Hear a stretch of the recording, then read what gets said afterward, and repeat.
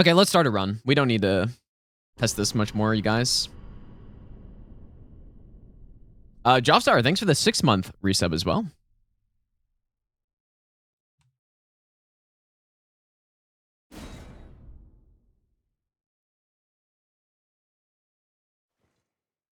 Oh, my live split crashed, of course. Garbage program.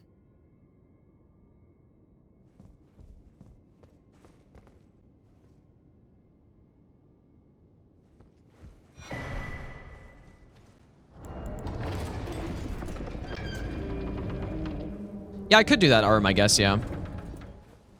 I'll do that. You know, like I've done that on other runs as well.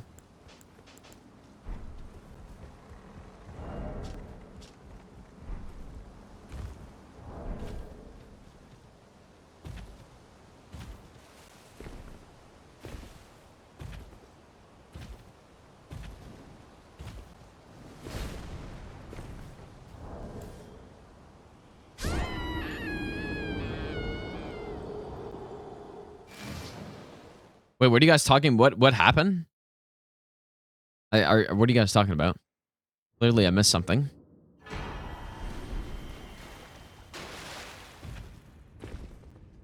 Yeah, we're gonna be moving on to Morrowind in 3.5 hours.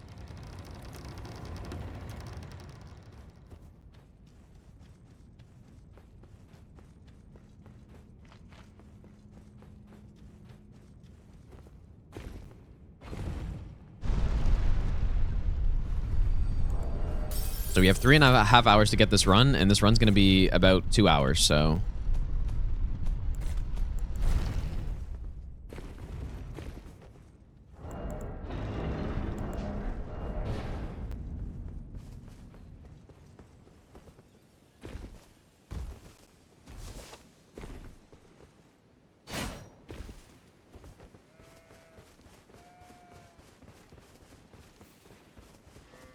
What's my favorite? Like, are you asking me, Osman, or somebody else? Wait, why do I have HP up? Huh? Where's that coming from?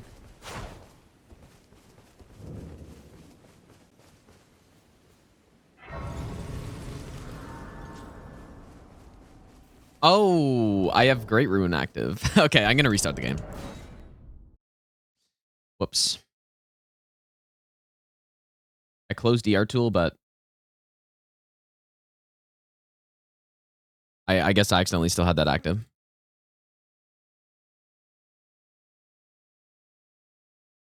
I do want to give myself all the maps, though.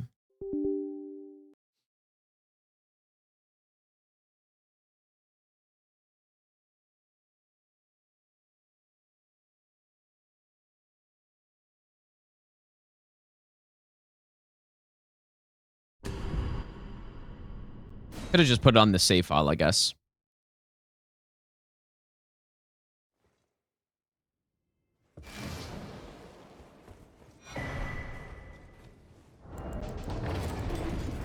Minus 2 minutes. Whoops.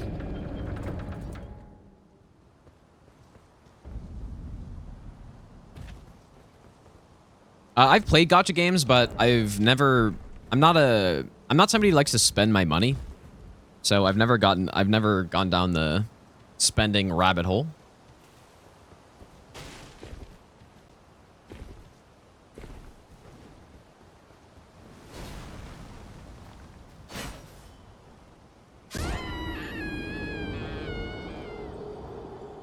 Yeah, I do not like spending money, dude. Unless it's on my streaming setup, then it's fine. Especially when it's a business expense.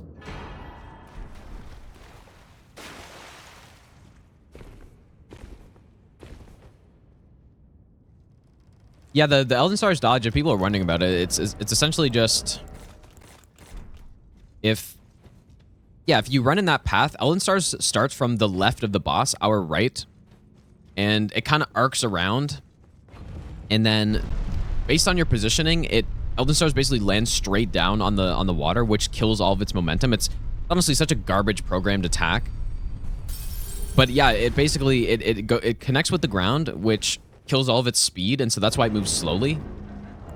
And then, yeah, the path I take just makes it so that there's a lot of distance between myself and Elden Star, so I have lots of time to run away. Like, that's exactly how it works. And so, yeah, so you go with that positioning, you just kind of, like, wait a little bit after the Elden Stars has been casted so you don't run into the orbs, and then, yeah. And then that should work. Somebody in the Discord was, like, talking about how it wasn't working for them, but they were not... I saw a clip of it. I guess I never said anything, but I probably should have. Because people were trying to figure it out. But the person was just running like way too early. And so it wasn't working properly. This is base NG. I've never liked doing runs like this on NG Plus because it's not as fun, I guess. But you know what, though? For Elden Ring, it actually could be as fun. And I remember last year we were debating on whether I should start the Marka Hammer run on NG Plus or not. Because it actually could be better in this game so that you remove the 40 minutes of setup before actually starting to do anything.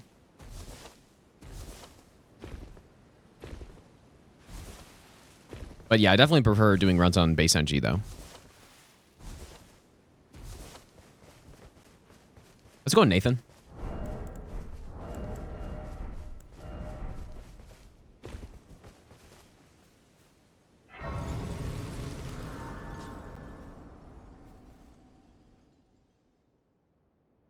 This is an interesting weapon, though, man. I'm not really sure how I feel about it. I wonder if it'd be good on Millennia. You could stun lock her with it, actually. Maybe. I wouldn't be too surprised if you could.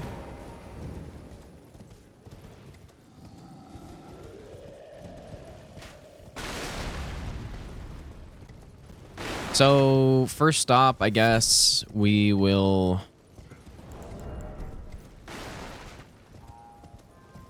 We will do what?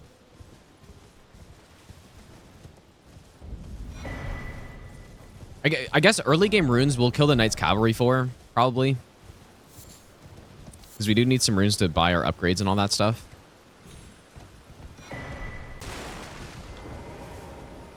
I guess that's why I normally kill the DTS, right? Is just so that we can go get the runes. But I still might not even get the Dex tier because it's too far out of the way, man.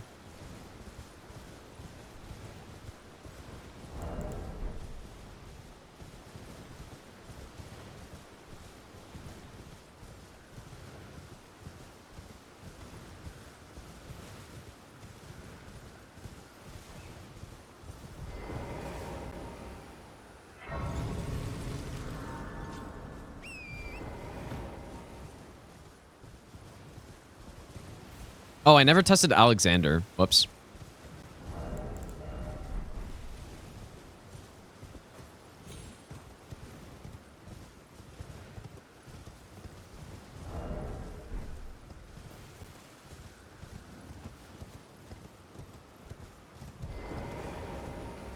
So I haven't tested this guy. Surely I can just...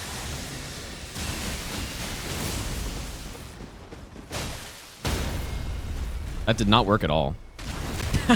I didn't even hit the guy, but... Let's go on better. Surely we'll get this run today, and it's not going to be another Bolt of Grand Sax fiasco. Maybe I'll give you the best nut ever. Hey, Gino. How are you doing? Hello? Can you hear me? Help me. I'm stuck. Hello? Shiro, thanks for the 10-month Prime sub. Welcome back. Anyone? I at least. Doing pretty well. Finally got a good amount of sleep last night. For the first time in a while. I really don't know what's going to happen here. Oh, that's... Well, What do you... Wait. I see it now. Humans always... Suppose that works. Was my whole existence just a crop?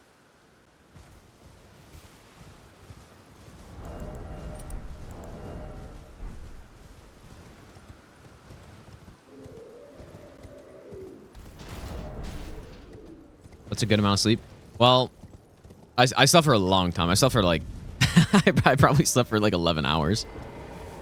Maybe it was 10 because I woke up a couple times, but because yeah, the last few nights I really have not slept a lot. So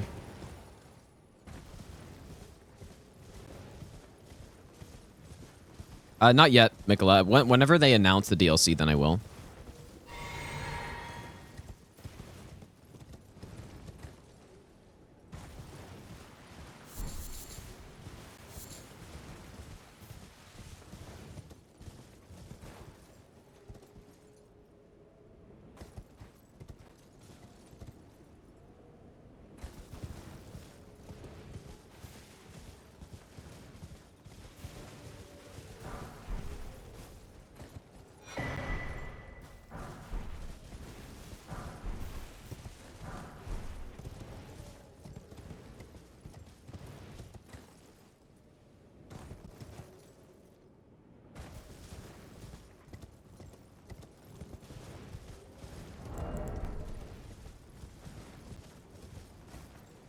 For 7 hours? Well, 7 hours isn't enough, dude.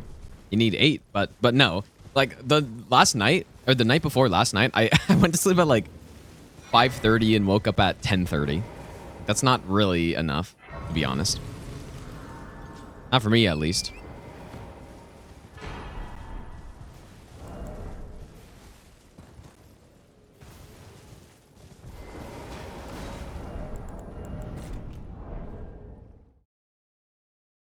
Gotta get 8 hours, dude, at least.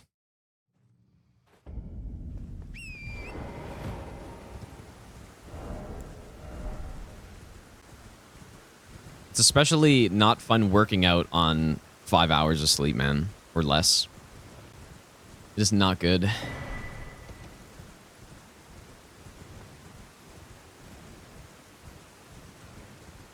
Eight hours is good, man.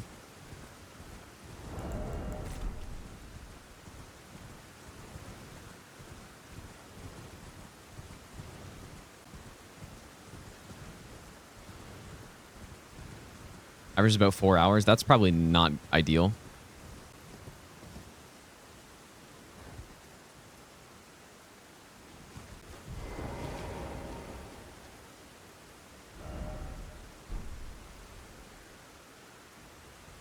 You know, not that anyone's doing this here or something, but there's definitely people out there that flex the lack of sleep that they get. And I don't understand it, dude. Like, you know, you hear those guys that are on, like, they're juiced to the gills and they're, you know, like, I sleep 1 hour a night and then I rise and grind. That's such a fucking lie, dude. And, like, even if you're doing that, you're gonna die soon. If you're actually doing that. You're actually gonna die. Your brain is fucked. Your body is not able to recover properly. You're fucked up. And like, there's a reason why, you know, it's recommended that you get, you know, like 7 to 8 hours of sleep a night, dude. There's a very good reason for that. So yeah, I like if you're getting under that, like maybe you don't need as much as you're getting, like, you know, once you're an elder, but it's a good idea to try to, you know, get enough, dude.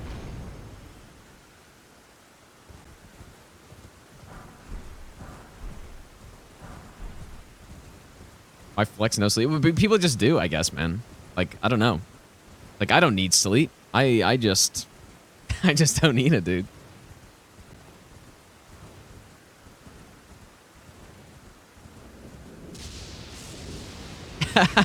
Eight plus hours you could be using to grind. Yeah, that's true, dude.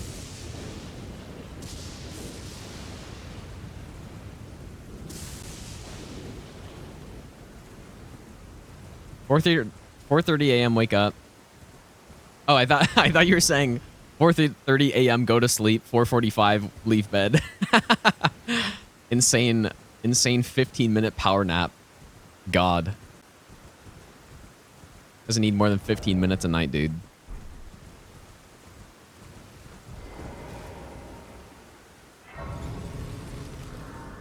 Well, flexing going to the gym I can understand, I guess. I'm not a...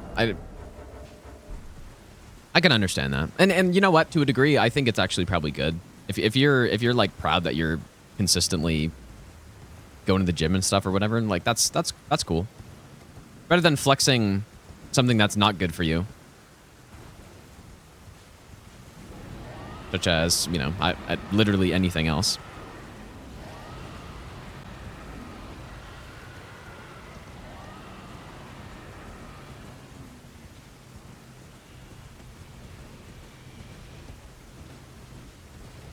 Where am I running to? Just going the wrong direction.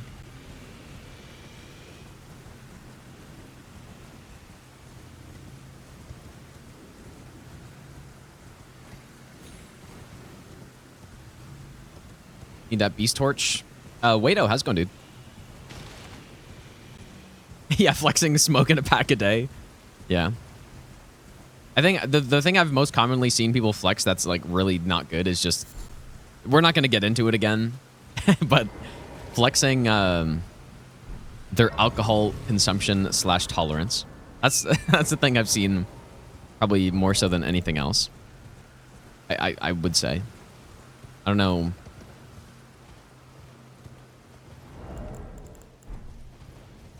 I guess flexing, you know, some expensive, lavish lifestyle is probably not great either, right? And that's probably the most common thing on social media that people do. Like, oh, I'm going on vacation. I'm driving this nice car. And then I just don't, I don't know, man. That's probably not so good. How can I? Nervous?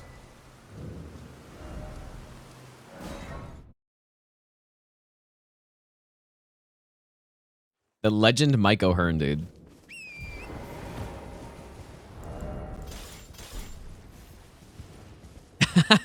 Yeah, lifetime natty, Mike O'Hearn. Surely.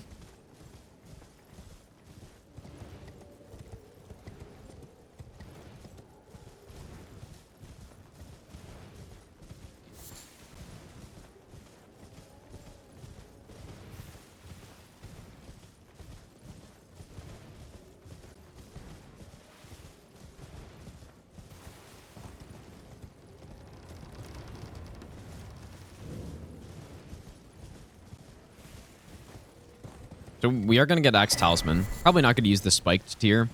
But I guess I could use it instead of getting the Dex tier early game. Well, my sleep schedule just recently has been kind of messed up. I guess until today, surely. But I was helping Edie route some DS1.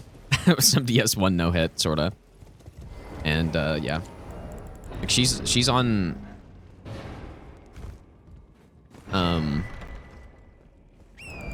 I don't know what time zone exactly, but 3 hours behind.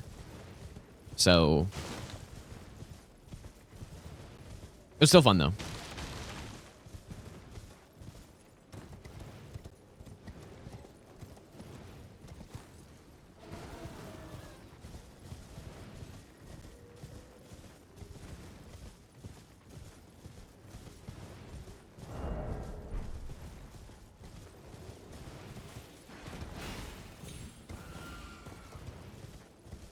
Elden Ring hitless randomizer? Probably never. I mean, that's not a run you even have a set in stone route for, obviously, right?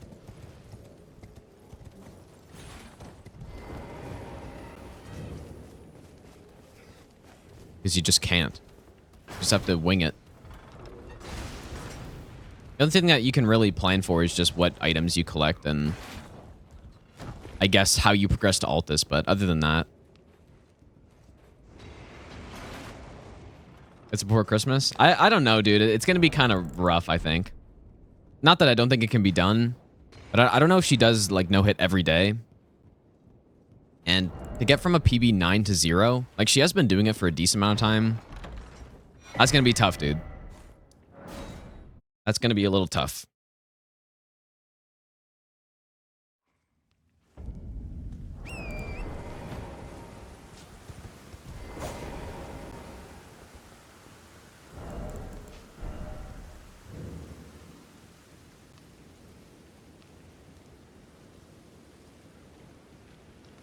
Oh, that didn't... Surely no poison.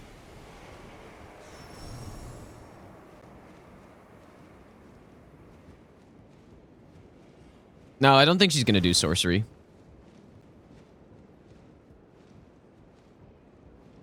That would be the fastest way to get it, though, I think.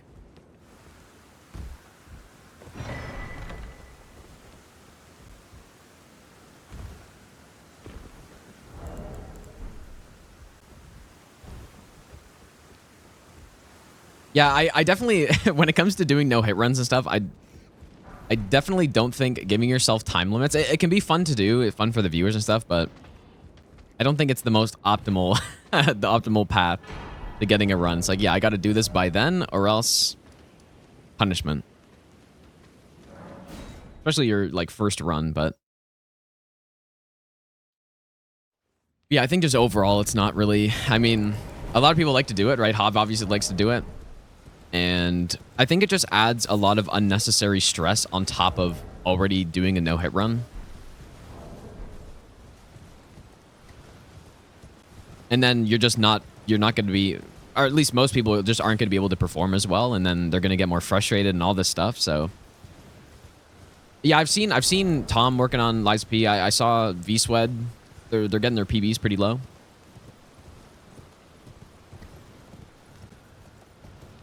Yeah, I did see the hit he took, Capri.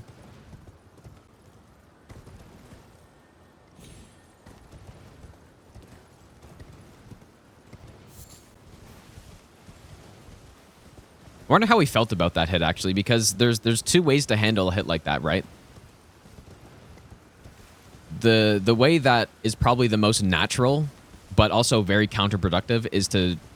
And it's really... I think it's important when you're doing no-hit to not think like this, but... When you take a hit like that, you know, near the end of the run, but to be fair, there are still, how many bosses are left on a randomizer? You got 1, 2, 3, 4, 5, 6, 7 bosses remaining, right? So that's a lot of bosses. But yeah, so then he ends up, like, I don't know if he got good RNG for the rest of the run or something, and there were good bosses or whatever, but obviously they were doable bosses.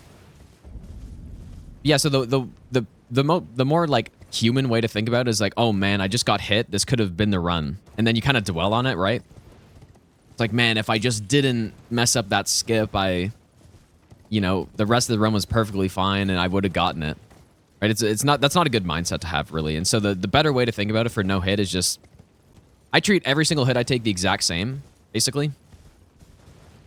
Where I don't care if I'm in the first 30 minutes or at least I try not to as much as possible. First 30 minutes or last, 30 minutes. Doesn't matter.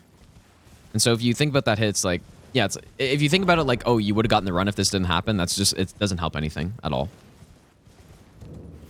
And then you start to dwell on it. Like that, I think if you start to think about it that way, that's probably a sign that you are too attached to like one specific attempt of a run. And that, again, is also not a good thing in my experience. So what a cancel that was. Jesus, dude.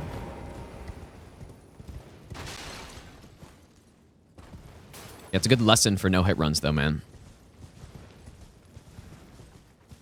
Because the way you start to feel really, if you start to feel a ton of emotion about a run, like a specific attempt, that you know you're just too attached to it, and that's not a good thing.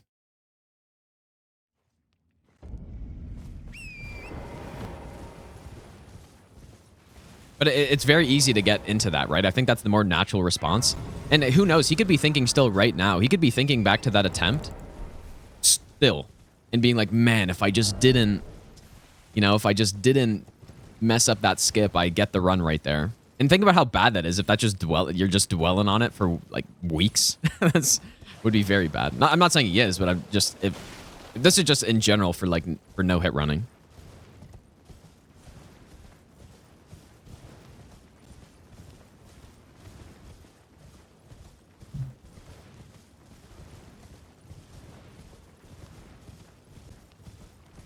It's close. Well, yeah, no, it wasn't, as far as I'm aware, but yeah, the way people come into my chat and tell me about it, because people have told me about it a lot. Because obviously, a lot of people watch Aggie and they saw the miss skip and all that stuff. But a lot of people in the chat, they think about it like, oh, if he didn't get hit there, he gets the run, right? Which isn't even necessarily the case at all when you think about it. I'm going to go this way, I guess.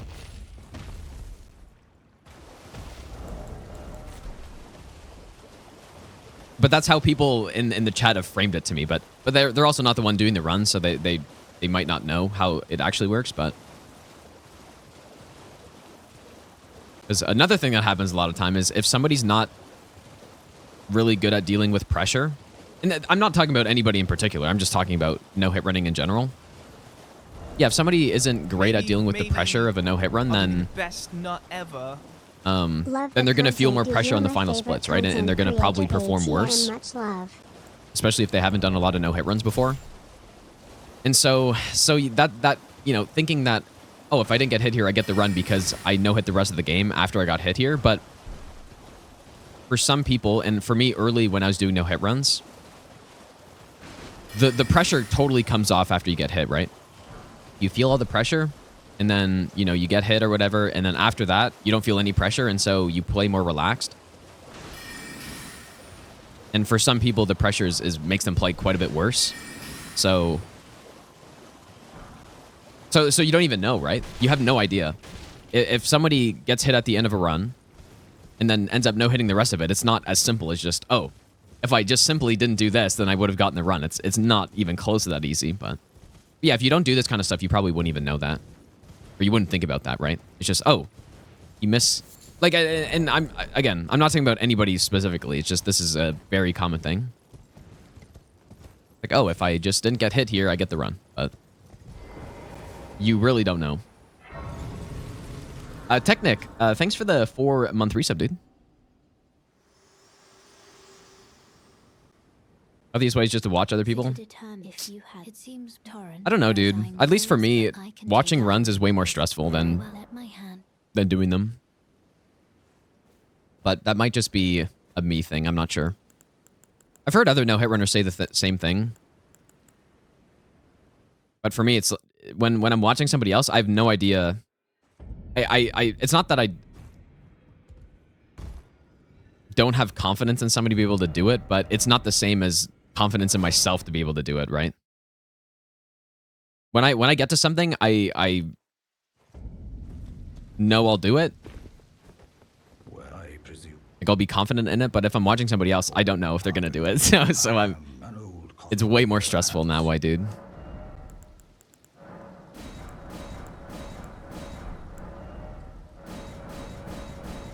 +4. Should I... What should I do here? Guess we're going to get a +6.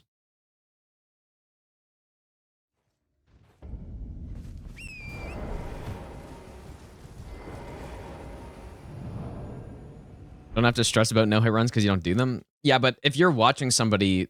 Like, I don't know. It just depends, I guess. It depends if you're attached to them or not.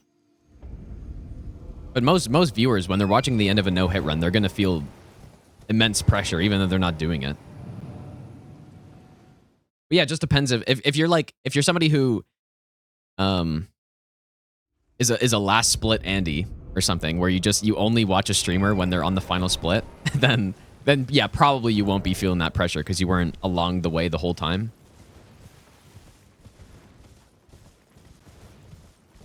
So I don't know.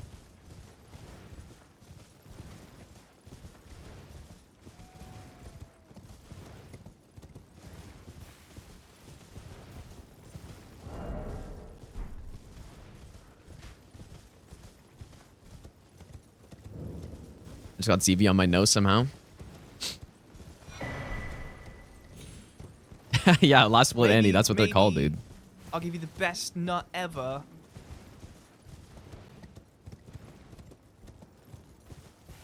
Izzy, thanks for the brand new Prime sub. How's it going, Komodo? I didn't stream most of my first playthrough, so there's not. So we gotta go get Unseen Form, and then... I'm not really sure what to do with the amount of runes I have right now. I guess I just need to level up. And we have all these runes that I picked up, so I can probably use that to get to +6.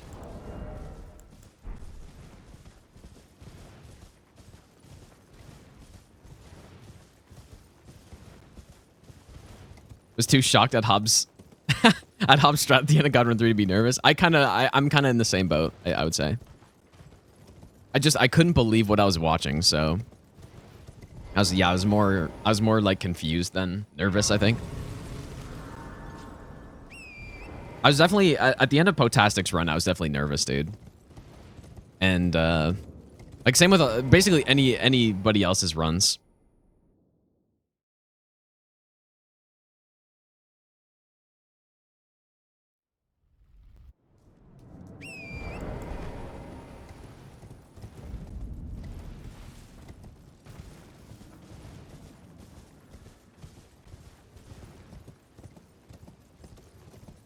Last split Sandy? Is that a thing? Not sure if that's a thing or not. I'm last split Andy too. Oh yeah, sure. I that's fine. That's totally fine, dude. Not saying there's anything wrong with it. It's just it's your last split Andy. You only watch when they're at the end of the run.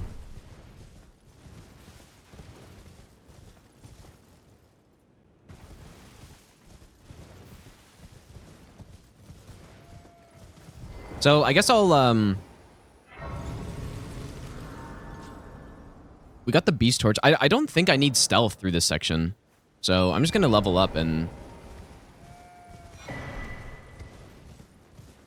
yeah. What's up, Reflections?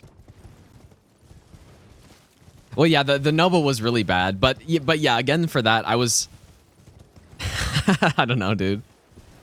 I was just so taken aback to be even nervous there, man. I wasn't really that nervous for it because I was focused on trying to help him figure out what to do. But you know what? That's actually such a good example of, while we're on the topic of, you know, no hit running and stuff overall, that example of Hob getting stuck on Noble is the perfect reason for learning things beyond your route, right? And how much easier things get if you're just overall good at the game rather than just, oh, for fuck's sakes, man, really? Ah, god damn it. Okay, well, yeah, I forgot I had to go in here. Oops. But yeah, I learned that lesson very early in no hit running when I was going for my first any percent in DS3. But then before that happened, there was a tournament. It wasn't really a tournament. It was like more of a one match race with a bunch of people in it. And we all started at the same time. We were, you know, whoever got the least amount of hits at the end of it won.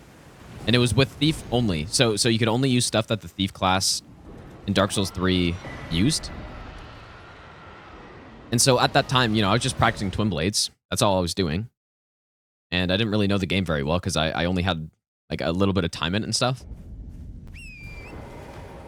But yeah, so I learned the game with that, and I ended up learning so much stuff about the boss fights and, you know, just getting way better at the game overall. Learning different options for different route things as I was testing, all that stuff. And so when I went back, so that event happened. I took like 13 hits or something. I think I came in second after Couch Jockey. And keep in mind, this was at a time where people were not as good as they are now, and the strats were not nearly as good and all this stuff. So Couch won with 11 hits taken, I think, if I'm remembering correctly. But after that happened, I went back to the Twin Blade run, I believe. I think it happened before I got that run, and it was so much easier, dude. I remember going into DSA. Before, what I was doing on Dragon's Armor was scripting phase 2, and I didn't really learn the fight properly, but doing that Thief run forced me, because the damage was so bad, to learn phase 2 properly with the audio cues and all this stuff. And then so I go back, and even though I don't think I ended up having to use my knowledge of it in phase 2, I was just a lot more comfortable. So it just made it better, right? And I wasn't stressing about like, oh, if I get to phase 2, I'm totally dead. But I would know what to do in that case. So yeah, when it comes to Hob and his God Run 3 on Noble, like just imagine if he... Or imagine if that happens on one of my runs, right? There'd be literally zero concern about anything. Okay, maybe that guy aggro, I wonder.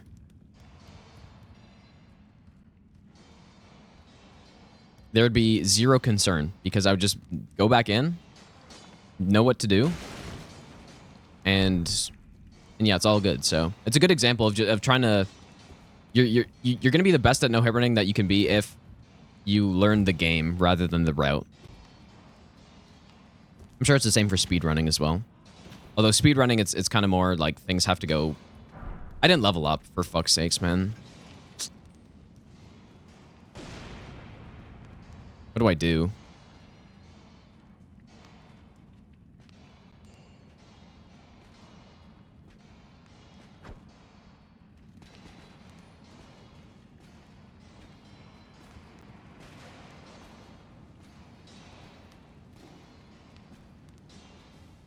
Dude, this fucking game? Do you guys see that? I triggered the... I'm just gonna have to sacrifice these.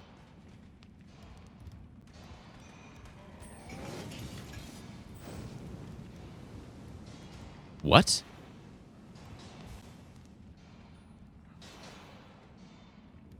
I can't Memory of Grace?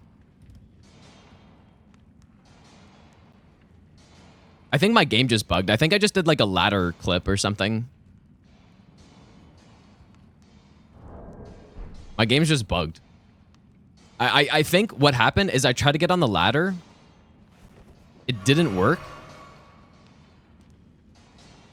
And now my game's bugged, and it thinks I'm on the ladder.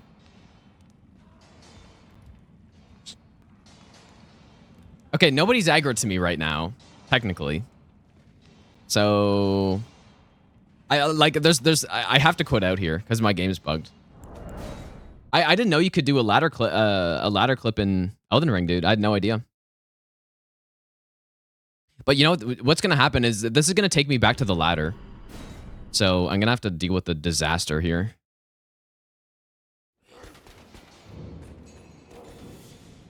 But I should be able to Memory of Grace out. Wow, I didn't know that was possible, dude. That's interesting. Okay, well, minus 22k.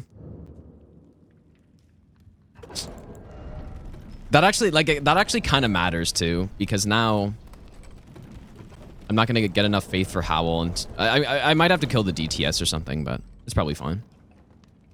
Game of the year, by the way, you guys. Game of the year.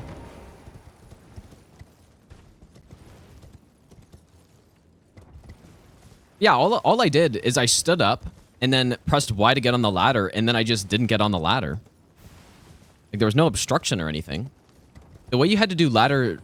I think it was just called ladder clip is what we called it in DS3. All you had to do was... It was actually much harder to do because you had to basically start your animation getting on the ladder and then get taken out of it somehow, usually by an enemy hitting you or...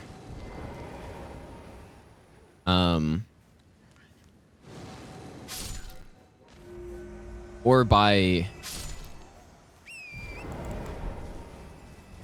Basically like sprinting on top of a ladder and then getting the input while you're in midair, so it cancels it. Or yeah, in Bloodborne you could use like the transform or whatever, but I didn't know you could do it in this game. I wonder if that would have any use for speedrunning stuff, but it is a glitch.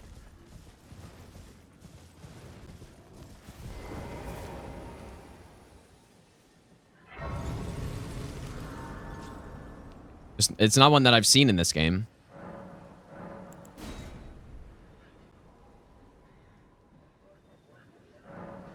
Probably the only thing that it was useful for in DS3 was Vort skip. That's probably the only thing it was useful for that I can think of. Not sure if there were any other spots on the speedrun where that was useful for.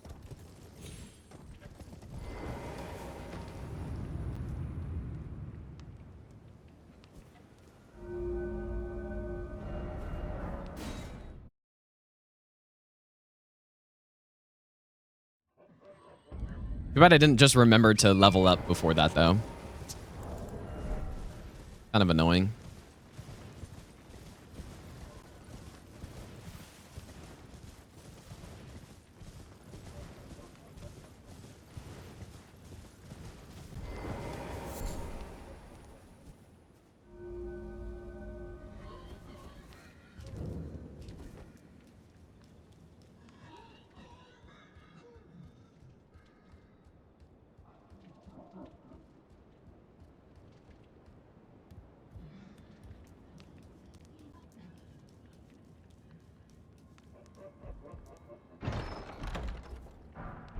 All right, so we're set up now, I think.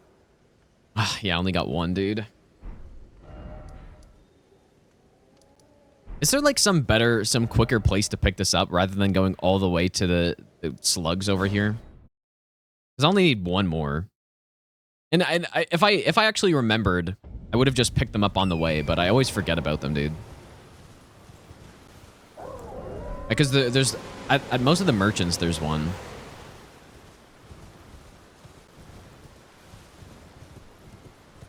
Gotta fast travel instantly here.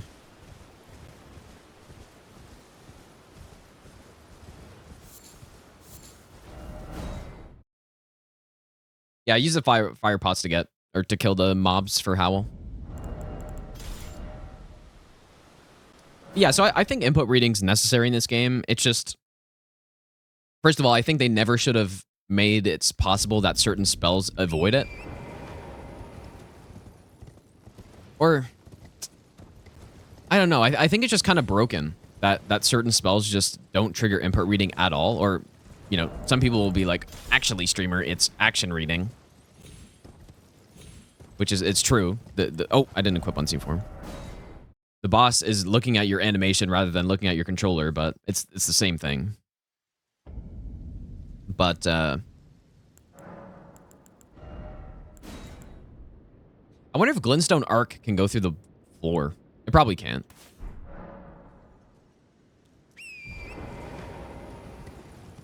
Yeah, I think it's kind of broken, I think, that there's only a few spells in the game that can actually do that, and then none of the others can.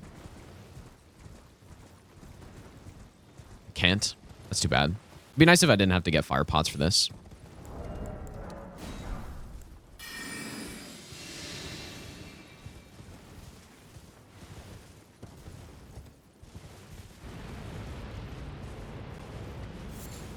But yeah, I think the issue is not with input reading itself. I think it's bosses need to have a fair moveset that gives the players a chance with range builds to actually punish.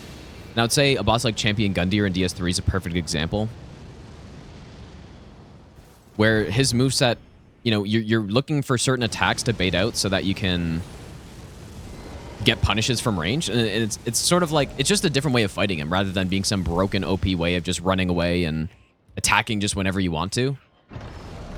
So I think they did it properly with Champion Gundyr in DS3. Because yeah, he recovers so quickly from his combos, and he input reads you, right? He'll dodge your spells, like if you're using sorcery or something. So the only guaranteed openings you end up having are only if you earned your opening. Like you baited out certain attacks, and then you know it's safe because recovery's long enough, and you still play from range. Like you're still rolling away from his attacks and all that stuff. But you're still earning your punish, and I think that's the correct way to do a mage playstyle in a Souls game. Rather than doing what you can do on Millennia, in Phase 1 at least, where you just simply run away from the boss forever and use Night Comet, and she just can't do anything.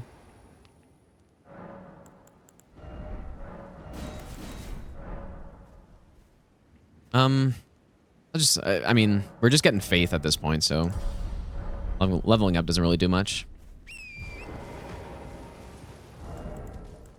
So yeah, I think that's how the mage playstyle should be. But again, I think they might have considered, when making this game, they may have considered that they wanted to make spells, or specifically sorcery, just insanely strong as a way to give people an easier way through the game. That people could actually beat it. I think there's certainly a chance that that was the case.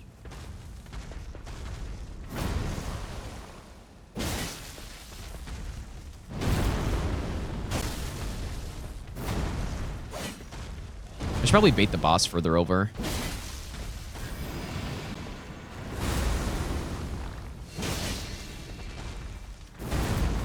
Just don't do Golden Lands. Fucker. You don't really need... I usually don't get in my horse for this, but I just want to get some more distance here.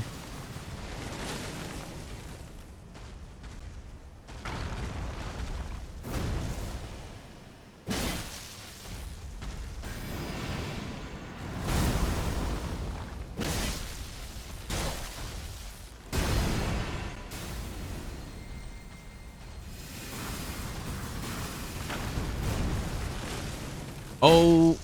Oh, I had no stamina there.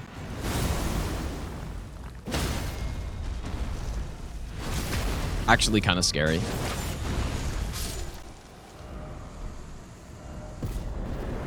All right, so we get our lightning tier, and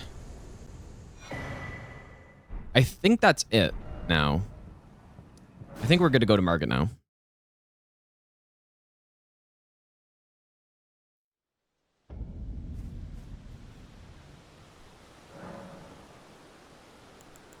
Yeah, and I was saying earlier, I don't have that much of an issue with it, really. It just, I don't have an issue with giving players an easier way through the game if they want, but the issue I have with it, though, is making builds not balance with each other, I guess. So it's very conflicting things, right? It's two conflicting things. Because on one hand, if you want to make it easier for players to get through the game, like, I have no issue with that, but if builds are wildly unbalanced, which you could argue they are, but you could also argue they're not. Almost everything can be broken in this game, so I don't know, man. But balancing is the thing I care about the most, because I like to experiment with different builds and all that. So I don't know.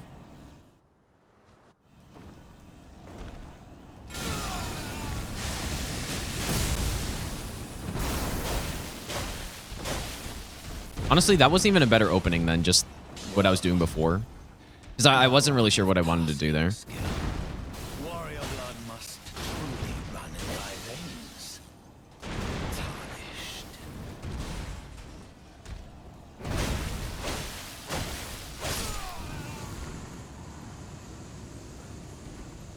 A lot easier to be broken with int. Well, yeah, so I guess I'm specifically talking about normal playthroughs of the game, where if you give somebody a sorcery build, and let's say they have some game knowledge, like they search stuff up because they were having issues getting through the game, like they will have a much easier time getting through the game with sorcery than going with something like Starfist, which again, like that's not actually, like it's not a bad thing that people can get through the game. I think that's what Spirit Summons did as well, which I think is probably a better way of doing it than making one build stronger than the other. And again, I'm not, like, I don't know if they actually did on purpose go make sorceries like way stronger than anything else, but I would definitely rather them do it with something like the Spirit Ashes rather than one class of, you know, magic or whatever, one specific build being way better than the other ones. But that's kind of what it is, right? Like, sorcery is... it is the strongest thing. Maybe I'll give you the best nut ever. For somebody on their first playthrough, to give them the absolute best chance of getting through the game.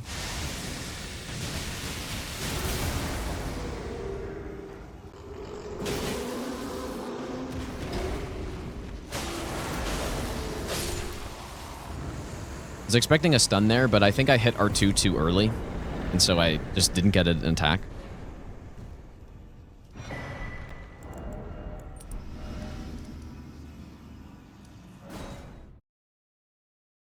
Arzis, thanks for the brand new Prime sub, dude. It is kind of hard to explain this as I'm going through, like, trying to no-hit this game, but I think you guys know what I'm saying, probably.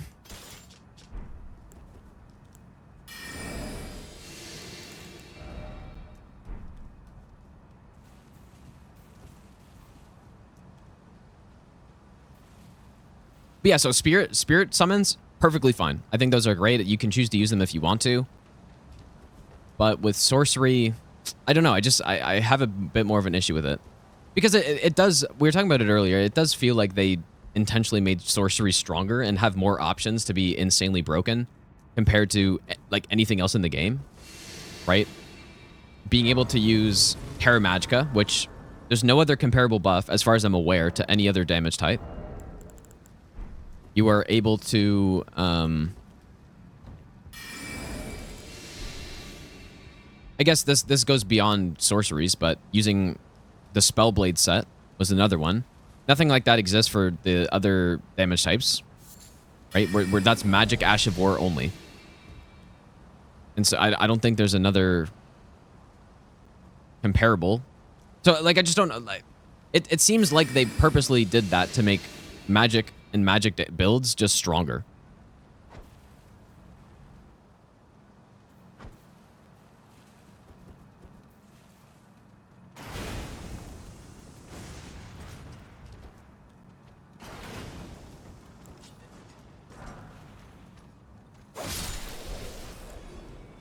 And so I'm not a huge fan of that. I'm fine with making the game easier or giving players options to make the game easier so they can actually beat it. But I'd rather the builds be balanced at the same time. Flame grant me strength with fire damage? No. No.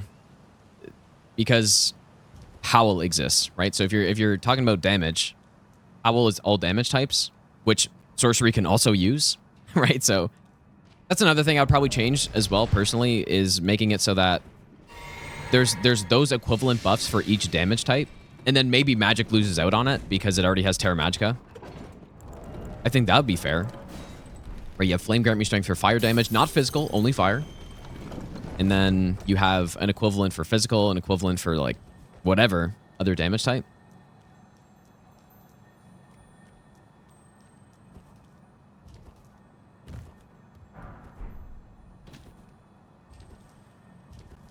Yeah, that's fair, Titanium. I'm more talking about if... Yeah, I'm talking about if someone's, like, searching stuff up to get the optimal setup, right? Or maybe not the optimal setup, but just a stronger setup. You know, having some prior knowledge. Because, yeah, if you go into your first playthrough with Sorcerer and you have no idea about anything, it's not going to be a walk in the park at all. In fact, I think you're right. I think most of the time players will find it harder because they just don't know... They just don't know what to use. They don't know what's good. So you might end up just using some like garbage spells the whole time and just have no idea. But yeah, I'm just talking about overall, like they do give magic damage more options to be stronger in this game than other damage types. So there's a clear bias towards it. And I'm not a huge fan of that. But I'm also fine. Like my speculation is that there's a chance that they might have done so in order to make it, they might have done that to make it so that people had an option on their first playthrough if they got stuck to pick the, like, strongest thing to use. That's sort of what I'm speculating. I'm not sure if it's true or not.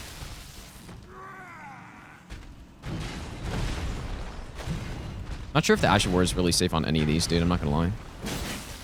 We're gonna use it in phase 2, though.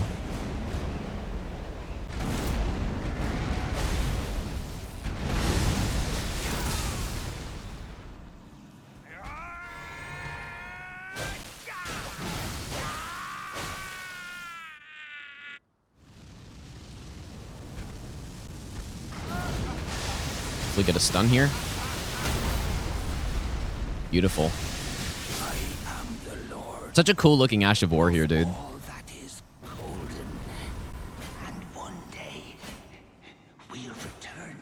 Yeah, true. Magic Scorpion, yeah, it is a bit of a chore to go get it compared to the other Scorpion charms.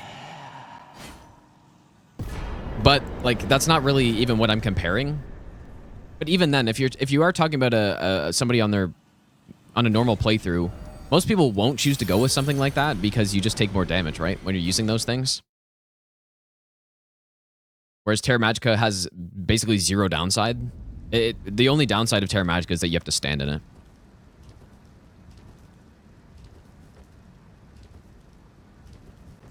But yeah, no other damage type has an equivalent sort of thing. And yeah, same with Roger's set. Yeah, somebody brought up the Crucible Knight set earlier, but that's only for specific incantations, not an actual whole damage type. Terra Magica is, I believe it's 30% more magic damage while you're standing inside the sigil. Or maybe it's 35. It's one of the two, which, like, that's crazy, right? And especially because you, with some of the sorceries, you actually can viably sit in a boss fight and just stand in it the whole time. Especially, you know, using Comet Azure or whatever. Like, it's insane, right? So yeah, dude.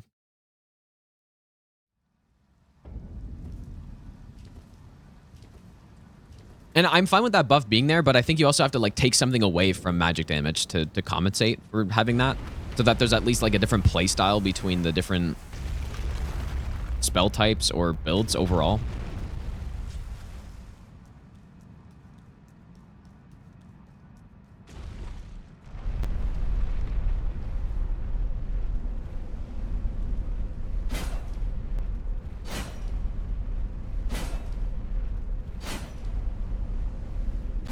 You know what's funny? Actually, Common Azura Millennia in Phase 2 is still God tier.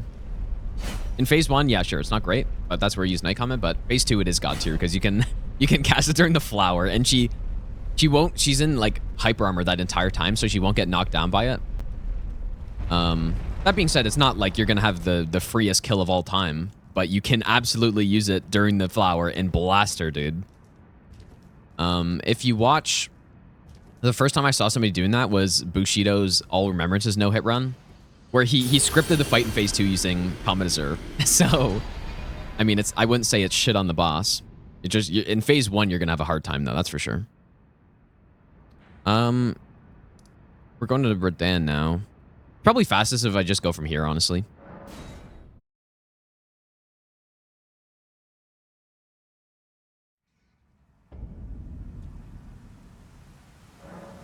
It was with the spell, Linbro, yeah. Oh, I didn't... Oh, wait.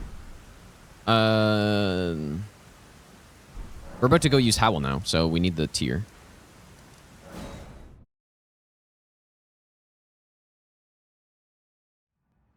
Min-max, you basically one-shot with Starfist. No, that's not at all true. Why would you accuse me of that? No, that's not at all true. I just think about the... I'm not talking about somebody knowing the bosses perfectly and just like... Yeah, going into... I don't know, Gargs with the... with the Cuckery strat and knowledge of how to de-aggro the boss and script them with Starfist or something. I'm just talking about, realistically, the average player. Like, what do you think? If they have the magic setup with Terra Magica and Common Azure and Night Comment, will they have an easier time beating most bosses with that or with Starfist? Like, what would you say? And again, that's not even my main point either. My main point is that there is a bias towards magic damage in this game. And I would prefer that all the builds are balanced with each other. That's it. Like, that's what I'm saying. I'm not, like... I think it is true that what I said, I do think someone would have a much easier time going through the game with that build compared to the Starfist with an optimized build. No question, because Starfist, you still need to know how to, you know, navigate the movesets to get your punishes and all that stuff, even though they are busted as hell. But yeah, my main point is just it's not balanced. So... that is my main point. And I've kind of always felt that in this game, like since the very beginning. Like after I learned about those buffs existing.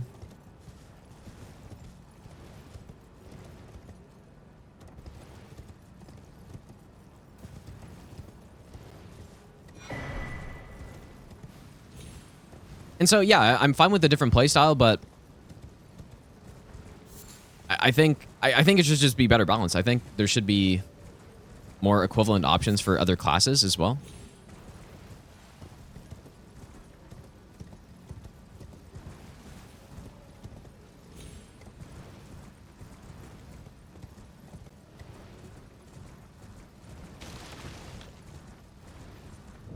Reduce HP a bit.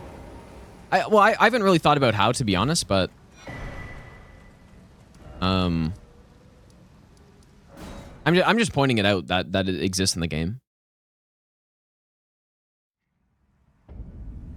And my overall, like, the reason why I even brought this up is because I was speculating earlier whether or not they did it on purpose to make it so that people could have the option to get through the game in an easier way, which again, totally fine with. But I'm more of a fan of doing that through something like Spirit Summons than making the actual builds less balanced with each other.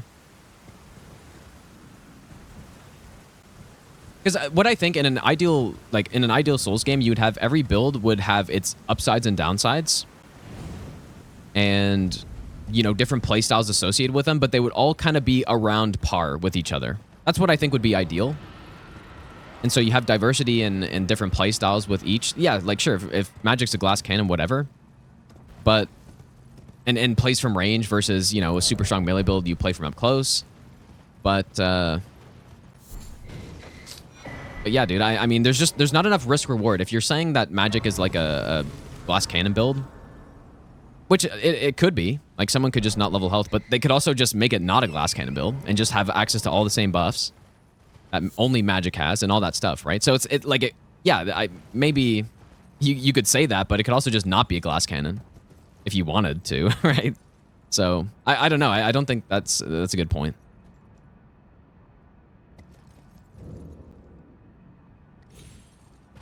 I don't think that's a fair point.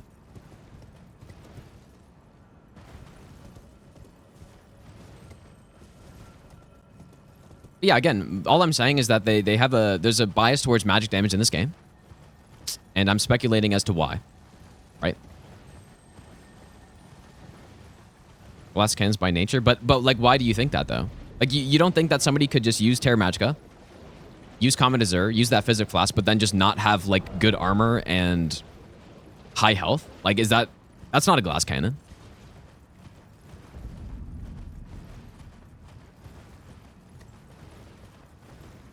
And you're still gonna have an insanely bust ability if you're just like spamming Night Comet with like shit tons of health and stuff.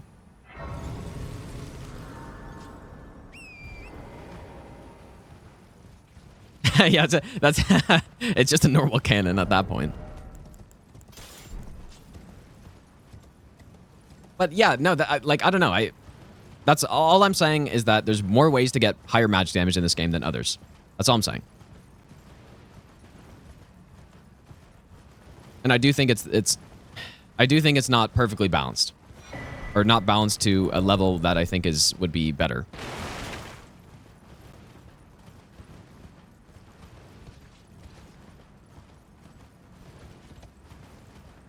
And like I don't think you can deny that. That's just a fact. Like that, it is a fact that there's more ways to get magic damage boosted in this game. It's just a fact.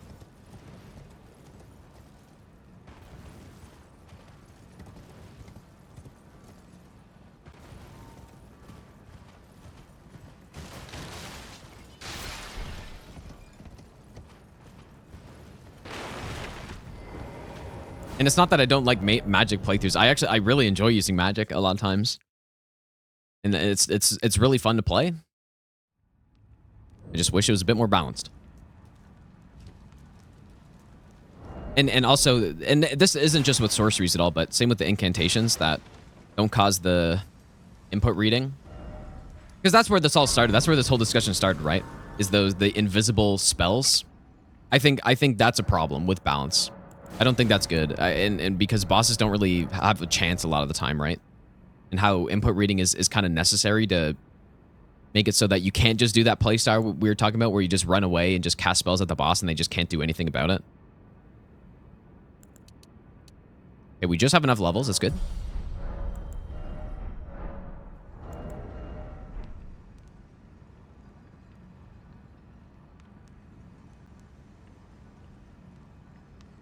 Minecraft player, thanks, dude. Magic busts in every Souls game. That's not true. No, not DS3. I would say DS3 Magic is pretty well balanced in my opinion. It's not like some people, if they're used to playing DS1 or Demon Souls Magic or something and they go to DS3, they're gonna have a hell of a hard time, dude. Because I think DS3 Magic is pretty well balanced. It's very weak on certain fights, but it's also very strong on other fights, and like there's a clear balance between it where it's not just the best thing every time. Not saying that it's necessarily the case in this game either, but yeah, it's not necessarily the best thing every time in this game either, but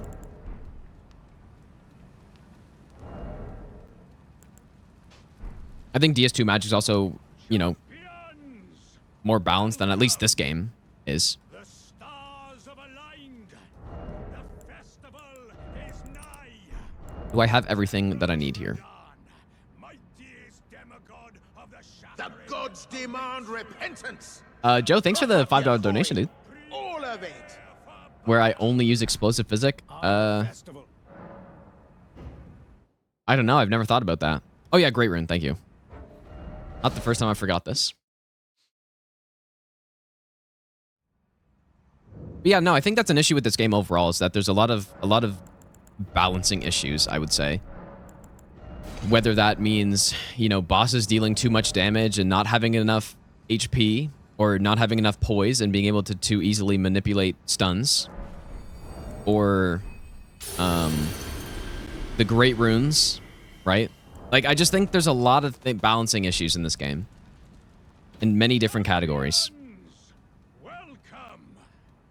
The stars have aligned. The Doesn't mean I don't like the game, though. Give me this go. Bouncing issues will be inevitable. I don't agree. I think that's probably more fair to say that for the spells in those builds and the melee weapons and Ash of Wars, because yeah, there's so many in the game that things are going to be stronger than others, but I more mean when it comes to like just number balancing with bosses and great runes effects and all that stuff. Because yeah, like look at this Godric's great rune, dude. I'm getting plus 40 levels right now. I'm effectively level 87. And the other great runes in comparison, sure, later game you can swap to more Goths to get more HP once you're a super high level or whatever, but on any of the playthroughs that at least I do, which is just normal base NG playthroughs, there's no other reason to use anything else other than Godric's. Almost, like, basically every time.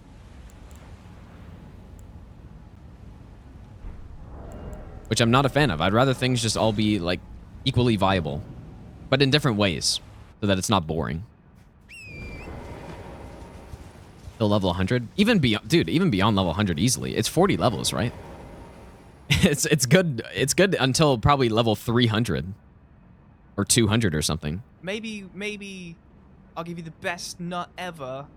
I agree, Minecraft player, and that's another thing that I was speculating the other day. Brother Olo, thanks for the brand new sub, dude. Is that in this game, they wanted, like, overall, I think they really focused on making it so that players would have, if they were having issues in beating the game, that they would have a better chance to beat the game, which I'm perfectly fine with. I think that's perfectly fine. But the consequence is that, yeah, you get Godric's Great Rune at the start of the game. You get 2 of the best physic tiers from the first avatar in the game. And, you know, that's not, I don't know, it's not great, dude. I think.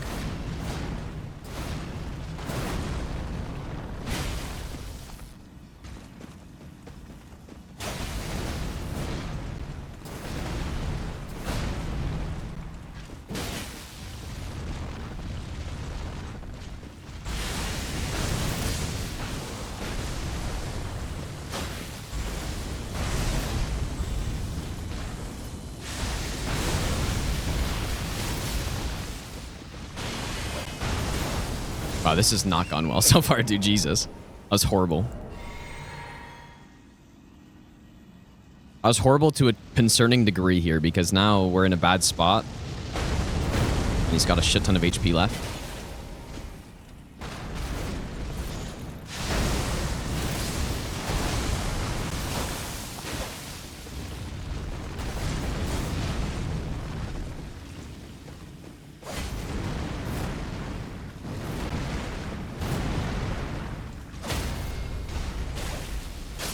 Stun? I did not play that well. When we were testing this fight earlier, it went a lot smoother than that.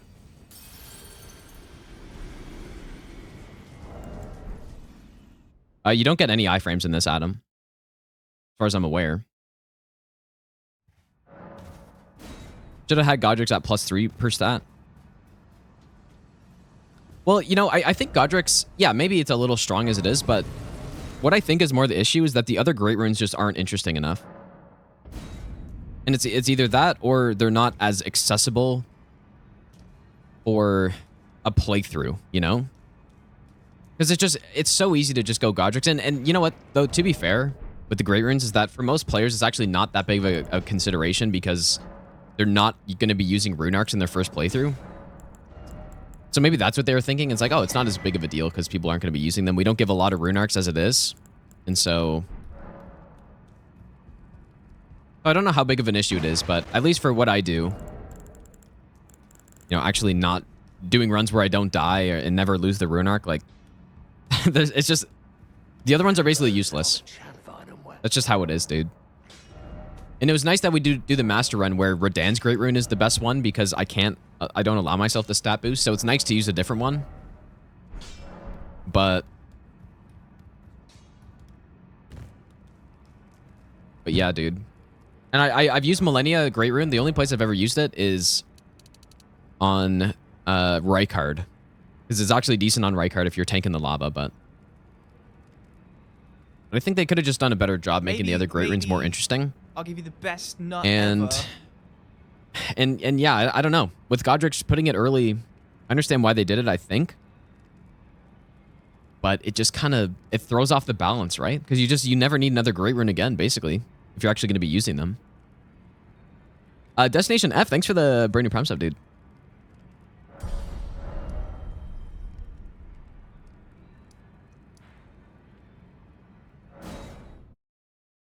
Yeah, great. Yeah, that would help the balancing. If Great Rune saved in the higher new games, then it would be much better that way.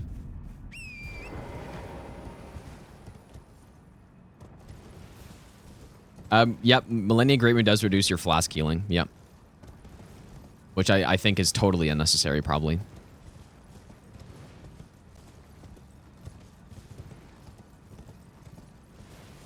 Maybe, stun lock? I don't think so. Not ever. Hamster, thanks for giving out a sub to Nasty Raven. Thanks, dude.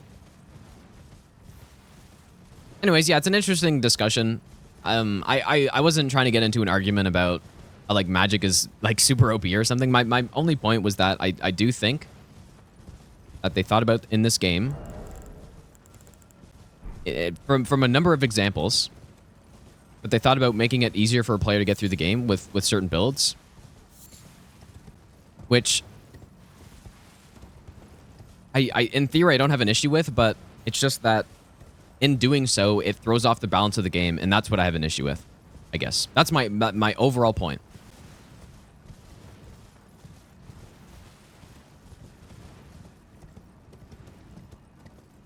And yeah, the physic flasks I was talking about at the start of the game that are insanely strong are, first of all, the bubble tier, right? The bubble tier is insanely good, and then the HP regeneration tier. Now, those, I think the physics are maybe a bit better balanced overall, but they, you know, I think they thought about at the start of the game giving you those two amazing defensive physics so that you wouldn't, you know, you'd have an easier time getting through the start of the game, right? Until you can get the other ones. But the ones later game, like, if you're just doing a normal playthrough, it's going to be very hard to find physic tiers that are actually better than those. And so what ends up happening is you just, you know, you get the really strong ones at the start, which, like, okay, great. Now you can get through the early game, but then it just, there's no reason to use any other ones, really. But that being said, the physics are still better balanced, I would say, than the Great Runes are, for sure.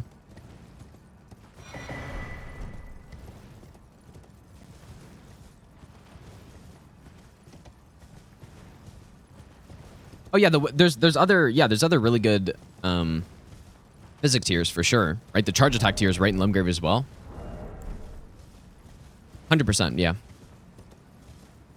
But I do think that I think they put those early in the game as a way to, and I don't have an issue with this, and with the physics specifically, but it's just another example of where I think they wanted to give you really powerful physic options right at the start to give players a better chance of making it through the start of the game and not quitting, basically. Which I don't really have an issue with it, as long as it doesn't affect the balancing. Which physics, I don't think it does. But I was just using that as an example or using that as what I think is proof that they did consider that. Probably, because everybody knows in the previous Souls games, man, like, people get stuck on boss and quit really early. And it happened in Elden Ring as well. But I think they wanted to do something to try to combat that a little bit, which I think is a good thing. I think it was good. Even though the numbers don't actually really reflect that necessarily. Because I think the win percentage on Margit in terms of Steam achievements, the number of percentage that people got the achievement of Margit versus Gundyr and DS3, I think are about the same. At around 60-something%. But you also have to keep in mind that Probably more than quadruple the amount of people played this game. And people that aren't used to Souls games just overall. So the number would make sense to be a bit lower. Cassie Oak, thanks for the 4-month resub. Maybe I'll give you the best nut ever. We just discussed something for probably 30 minutes that was so, like such a... Honestly, it's just such a useless discussion, dude, but at least I ate some time up while getting things set up.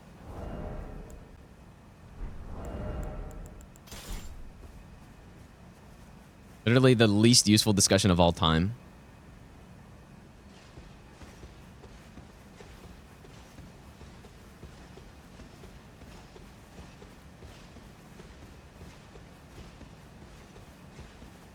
I can't wait for this to be the run and then getting like 1,000 YouTube comments all just only talking about what we just talked about. That happened during the Death's Poker run, I think. I was talking about something that was kind of controversial. I think I was talking about how I don't really like Souls games casually for the first bit of the run. And yeah, people were, I don't know. Some people were mad. Some people understood. It's just...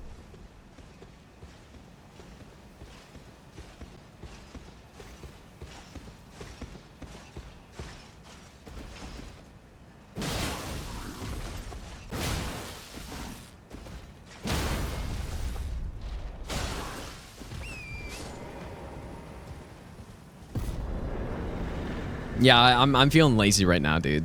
Just cheese them.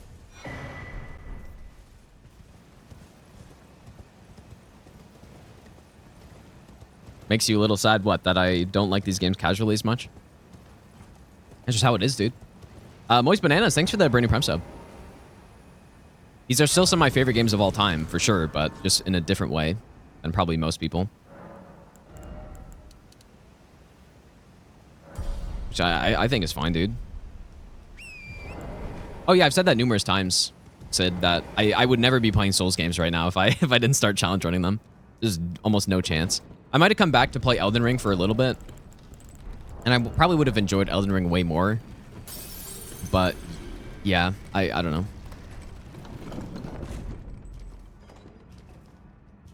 But that makes sense though, right? The fact that I'm doing something in a game like this that by nature would consume a shit ton of time and is very replayable, doing a bunch of challenge runs, it makes sense that I'm still playing it. I mean, there's lots of people who love Elden Ring on their first playthrough, but then only played it once. So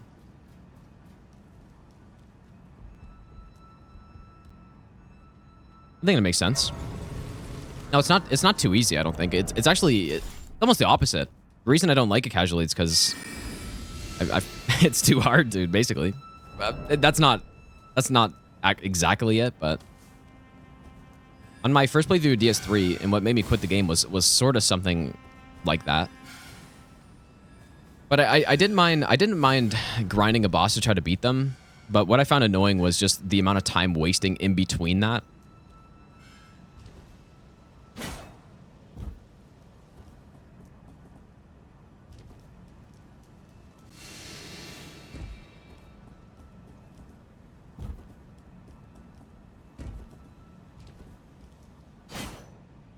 And I also didn't like that I felt like I was making progress, you know, whether I'm clearing an area or something, and then I die and it's just all gone. I also didn't like that very much.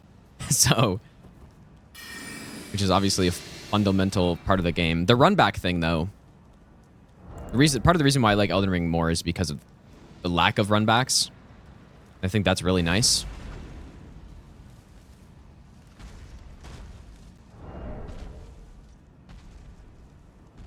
Yeah, I just didn't like working my way through an area, clearing it all out, and then just not getting all my effort just taken away because I died, you know. And that obviously that's not an issue with the game. That's just how it is, and I just don't like it that much. I'm not saying it's a bad thing. Maybe I'll give you the best nut ever. Violet Kitten, thanks for the 2-month Prime sub.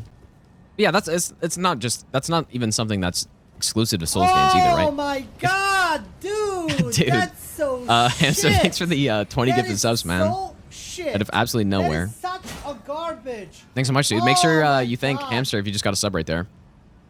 Thanks so much, dude. But yeah, it's not like that's exclusive to Souls games either, right? Most games, if you're doing missions and you die, you have to restart the whole thing. So that wasn't too big of a concern to me. Wasn't too big of a deal. But it was more so the run back thing that was more annoying to me for sure. Are you sprinting at me, you fucking loser? Oh my god, dude. What the fuck is wrong with you? Jesus, man. It goes down the stairs and... Maybe Whoops. I'll give you the I guess that's what I best forget nut for ever. forgetting Love these the content, Gino. Keep it up, less Somber 7 down here. Jesus, man. I actually almost died to that guy. Would have been the first time ever. Beer, thanks for the 2-month Prime sub, dude.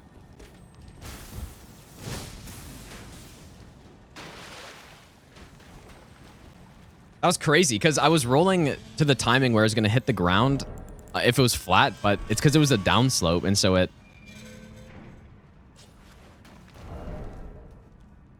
so it fucking didn't hit anything, man. Runbacks and Demon Souls are non-existent. Well... I mean, that's not true, but... yeah, Demon Souls is definitely a pretty simple game. Maybe I'll give you the best nut ever. Cap. Sauron, thanks for the 2-month Prime sub as well.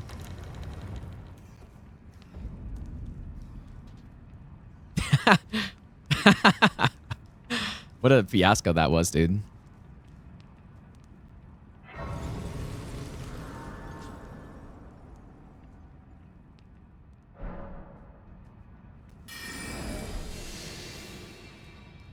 Yeah, so yeah, there's definitely a few reasons why I don't like these games much casually.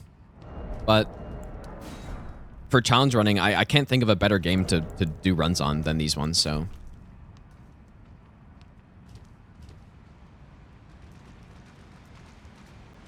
I think that makes sense. It's just, I think most Souls players, they play the games how they're meant to be played, so.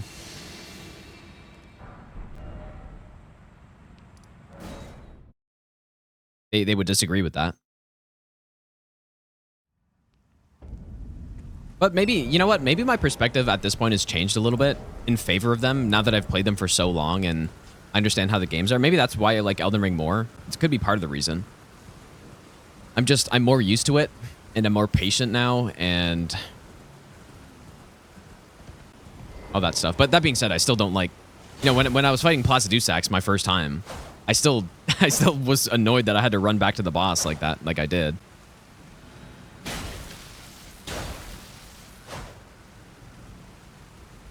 Please don't go over here. This is a disaster.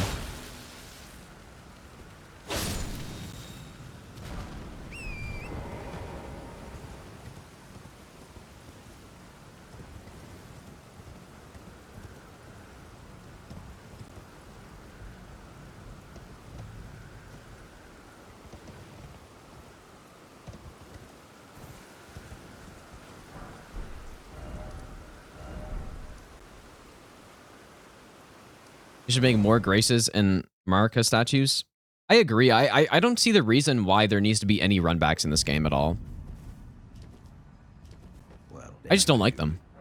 And some people might say a lot of the you know, more old school or like more hardcore Souls players would be like, man, you got to have those run back punishments, man.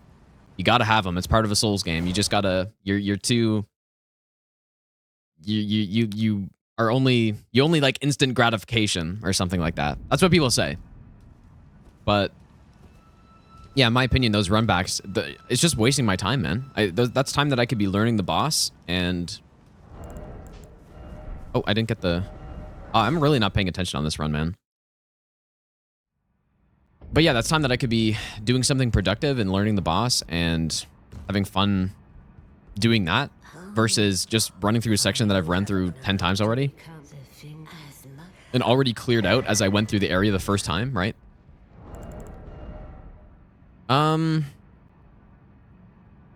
just go with the Source Seal, I guess, on this fight. I don't know. Not going to use the Ash of War here.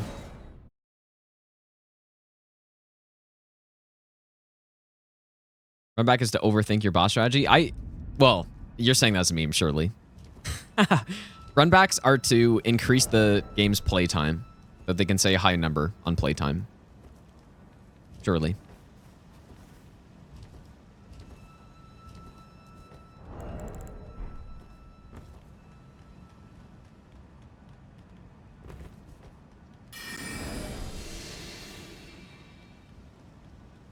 But what I would rather do, though, on a first playthrough is make a save file in front of the boss. And just do it that way, right? that's actually what I would like. But that's what Stakes of Marika do. And so I really like them. No, Malekith's runback, when you compare it to older Souls games, it's not bad at all. It's still a huge, colossal waste of time. Right? If you killed the DTS... You know what would have been a cool thing to do, actually? Make it so that when you kill the DTS, a Stake of Marika unlocks or something. They could have done something like that for bosses instead, because then you're rewarded for actually clearing out the area and you're not just running through the game. But then you just don't end up wasting your time on a run back. I would have liked that, I think. Never thought about that before. I'm not gonna use the Ash of War here, so let's go with this. Ash of War is too slow to use on this fight in basically every instance. Let's see how much the R2 does. Dude. It's chunky.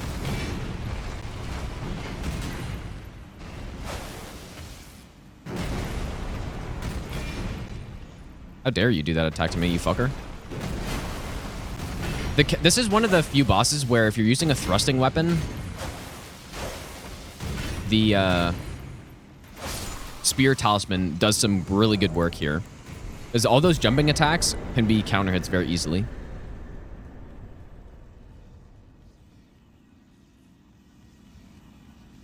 Yeah, that would have been nice, man. If the DTS unlocked a stake or something like that, they could have done that in more bosses.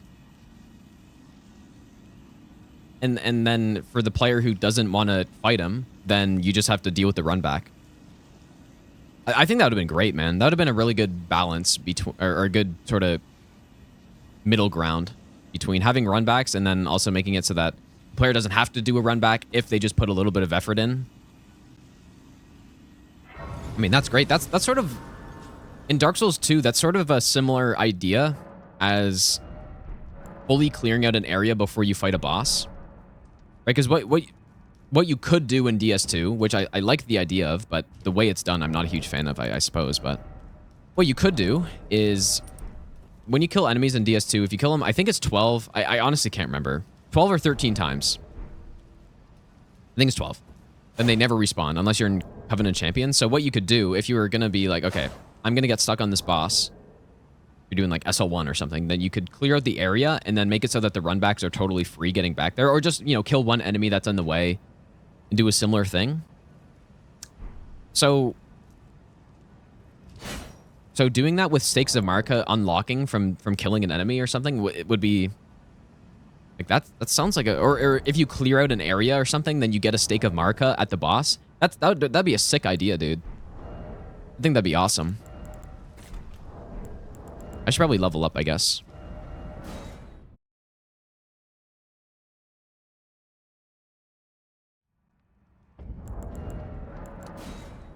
I've not paid attention at any point in this run yet, you guys.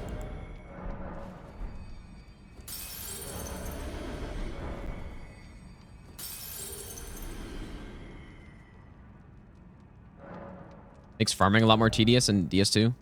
Well, I mean, you just join the Covenant, so I think it's a little weird, but I don't know if it really makes it much more tedious. Maybe slightly. Missing random mob. Yeah, I haven't really thought too much about how that would work, but I think that'd be a good idea, man. I think that'd be cool. I would love that. On a first playthrough, it would be so satisfying, right? Because you clear out the area, you put in the effort, and you clear it out. And then just like that, you have... Because that's what most people do. At least that's what I do. When on my first playthrough, I try to explore a whole area. I try to clear it all out. And then, you know, when it's time to fight the boss, I've already put all that effort in. I don't have to, like, run back through all the enemies. I just clear it out, man.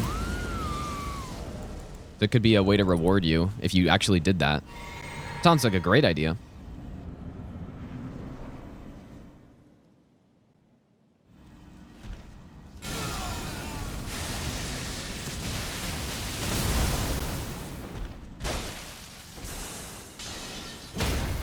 Oh! Oh, hell yeah, dude. Look at this.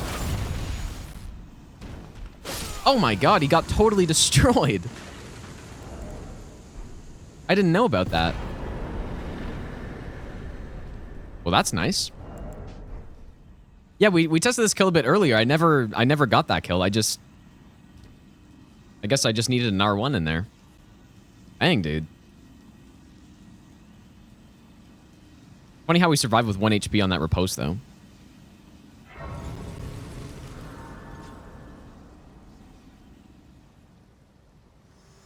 Can't believe that.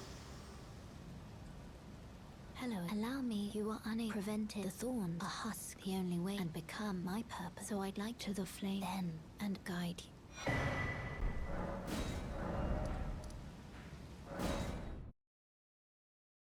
Yeah, this weapon it's very interesting. It's very interesting. It's certainly not a bad weapon at all. But it's a little... I'm not sure what the best way to use it is, actually. Because as an R1 weapon or Charge R2 weapon, it's not bad. The R1s are pretty quick and deal pretty good damage, so it's got some DPS on it. And the Ash of War is a bit awkward, but it does so much poise damage that it definitely has some use cases, man. So it's a very interesting weapon. I think it's pretty good.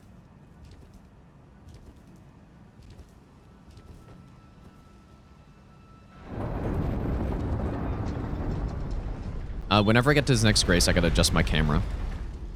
I mean, I guess I could do it right here, but I'm kind of scared. Okay, I'm gonna do it really quick. 1 second, you guys.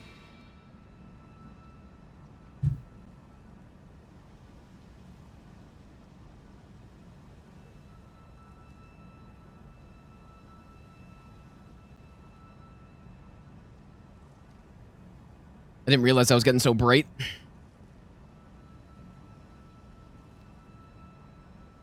And it didn't die, that's good. Dodge Horde loose Tom. I didn't test. I don't know if it actually raises you up that high.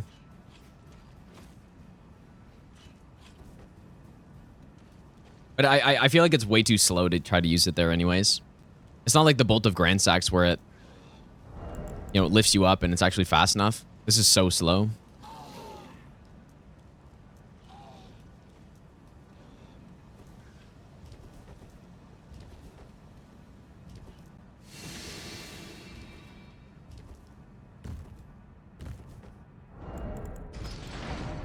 I think that sounds like a really cool idea for a Souls game, though, I think.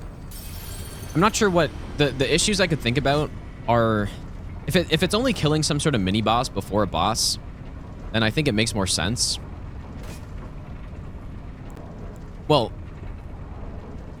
it would be easier to implement, probably, but for clearing out a whole area before getting you know, an instant fast travel back to the boss, I don't know how you would do it.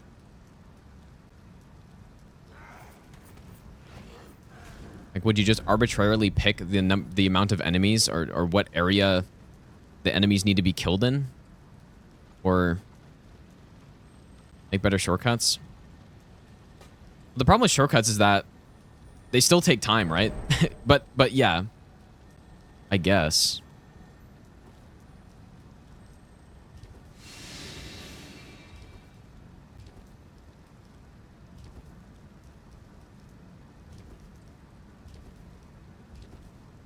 Yeah, it would be pretty tough, I think. But then at the same time, though, killing a mini boss before a boss, I think is kind of a weird thing to do as well, though, right? Because you're about to go fight a big boss, so why would you have to clear a mini boss before the boss?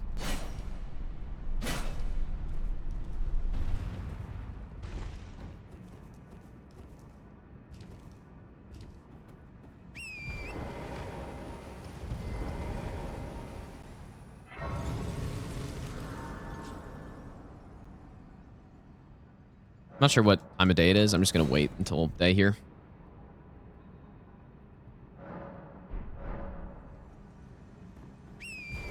Yeah, just simply buy Stakes in Marika, dude. Surely.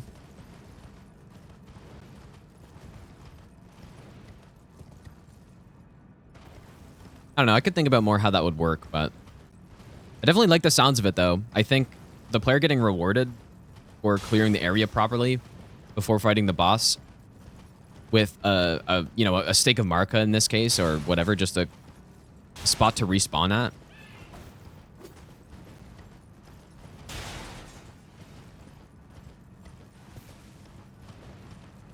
Yeah, I know Lords of the Fallen has... I don't know how that... I haven't played the game, really, so I don't know how that system works with being able to create a checkpoint and how you get the items for it, but I guess it'd be kind of similar to that.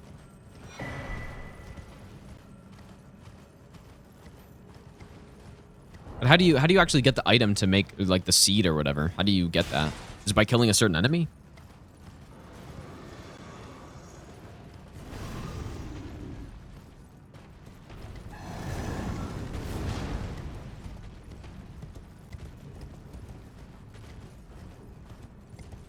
Or buy them?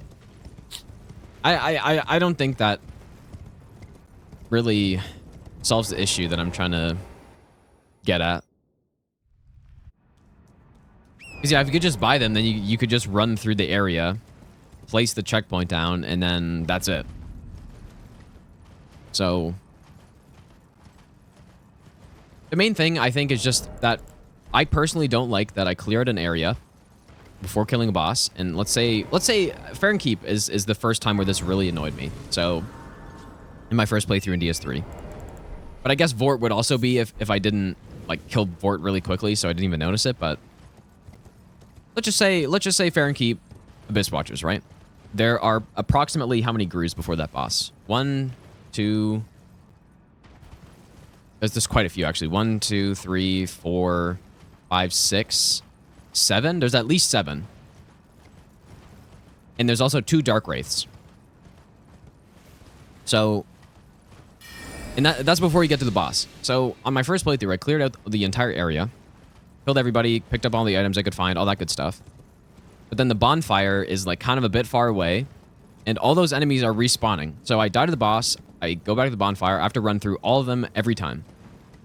That was something I really did not like. So if the game had a system where if I cleared all the enemies like I did the first time, then it would unlock a shortcut that's right next to the boss door, that would be the perfect solution, dude.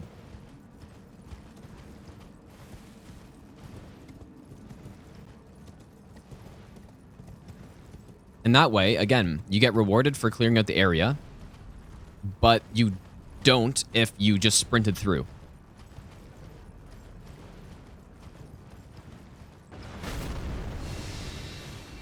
And I don't think it's great, you know. I guess you could just put a grace in front of every boss as well, or a stake in front of every boss, and I think that's better than nothing, but I like the idea of being rewarded for actually playing the game the I guess quote unquote proper way of like clearing things out, right? I like that.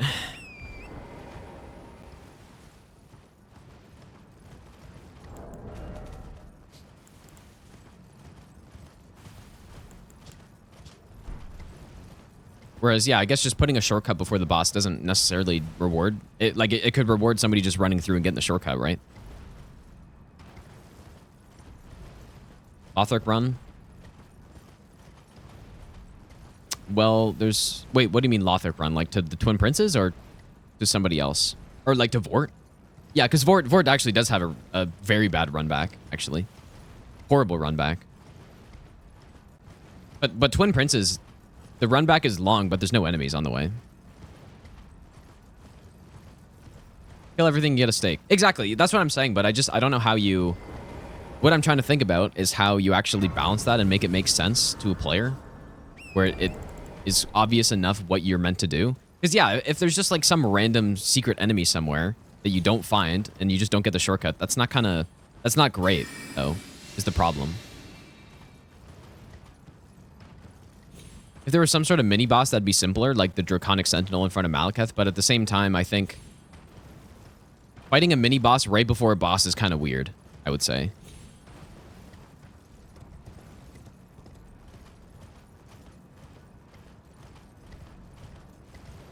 I guess it is sort of like the puzzles that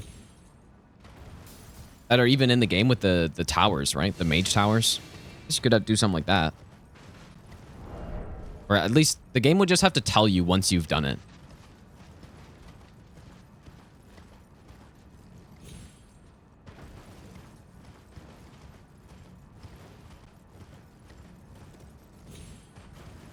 Anyways, interesting to think about it, I guess.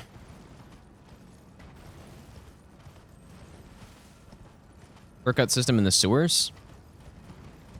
Oh yeah, I mean, if an area is well designed like that, then maybe. Yeah, I agree. best Actually, I nut think that ever. is probably the best way to do it. I honestly still would have liked a stake in front of that boss because there's just like a tiny run back there, but it's not bad enough to really think too much about. Jonesy, thanks for the brand new sub, dude.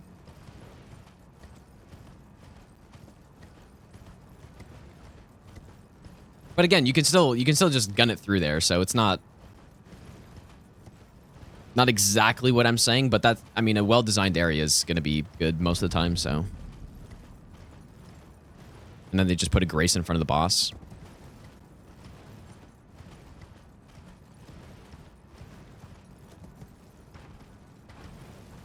Surely all these ideas I'm writing down for when I eventually make my own studio and make the next big Souls-like game. Surely, dude. Surely I want to do that.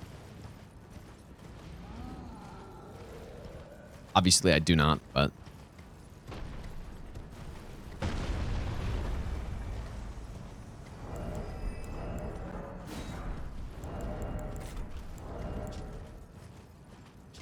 Oh, I have a fire bomb. I was wondering. Genosoft Studios. No, I don't want to make games, man. If I wanted to make games, then I'd probably still be programming and stuff. And I would have been doing it, actually, if I wanted to. See, it's a lot easier to just... You know, it's easy to have ideas for stuff. It's a lot harder to, you know, make a good game revolving around those ideas. So, just because I feel like I have some pretty good ideas on how you could improve a Souls game. A lot of people wouldn't agree with all my ideas, obviously, but it doesn't mean I'd make a good Souls-like game, that's for sure. It'd be more like if FromSoft came to me and they were looking for ideas for stuff, I think I could maybe improve the game slightly. That's as far as it would go, I think, man. That's probably as far as it would go. Oh, dude, we never got the lightning scorpion.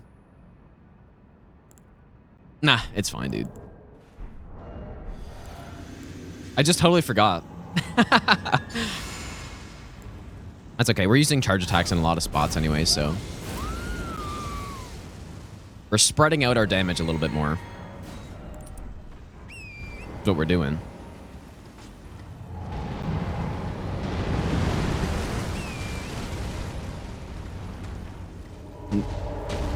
You are such an idiot.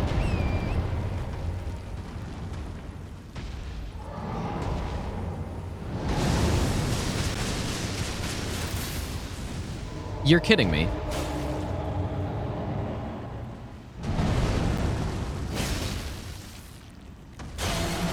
What the fuck is wrong with you, dude?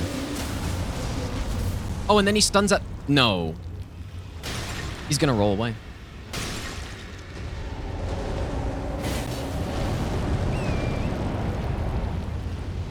Oh my god, and he's... I'm just getting out of here, dude. That's an absolute joke. That's an absolute monstrosity right there. I want to have a nice kill on this guy, dude. Why has he got to do this to me? I wanted my cool scripted kill, man.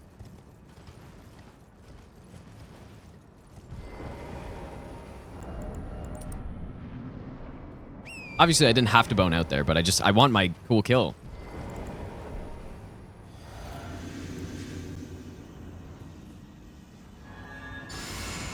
And then he gives me roll opener RNG. Just somehow I missed a shit ton of hits on the ankle. And like, it's just a disaster.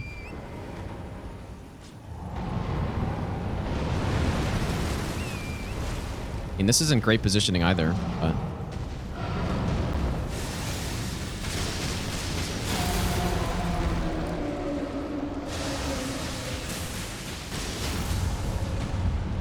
There it is.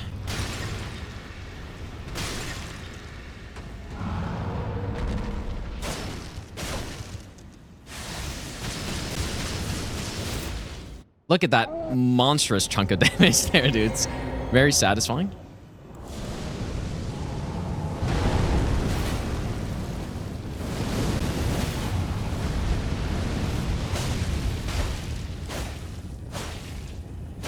Oh my god.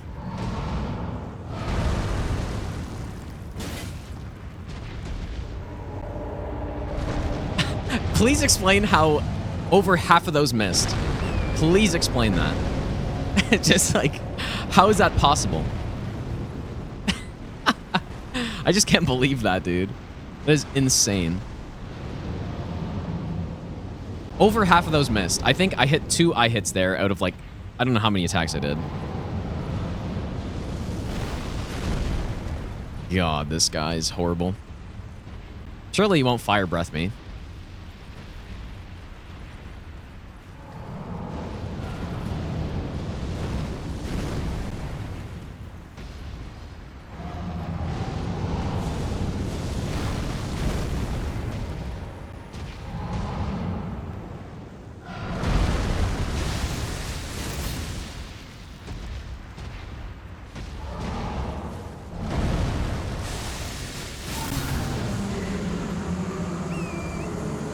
Unreal. I would like maybe I'm stupid and I actually wasn't close to aiming at the eye there, but I would love to see that again and see if I actually was just I don't know, dude.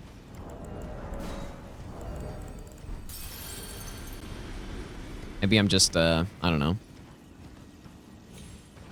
I'm just an absolute moron. I really do not like how they've made it so hard to hit his eye, somehow. Certain weapons can easily do it, but it's very tricky if you don't have the right moveset. Serpent Hunter is a good example of a weapon that, you know, it swings low, and it swings from left to right, so it's just perfect at hitting his eye. But weapons that swing high, they just can't, because they always connect with his body first. Or a lot of the time, they just connect with the body first.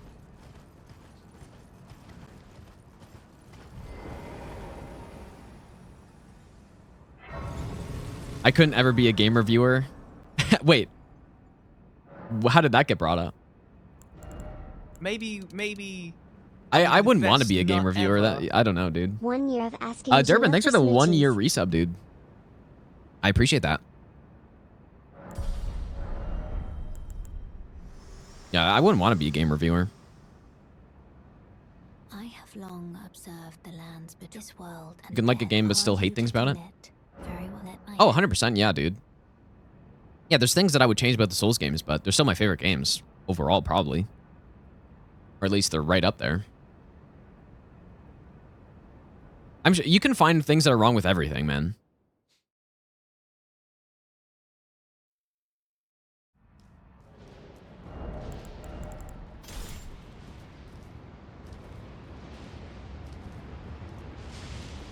I also think it's easier to talk about... I don't know why, but I just find it's easier to talk about things that I would improve about the game rather than things that are already insanely good. Just because I guess you can't really formulate ideas around things that are already good that I wouldn't change, right?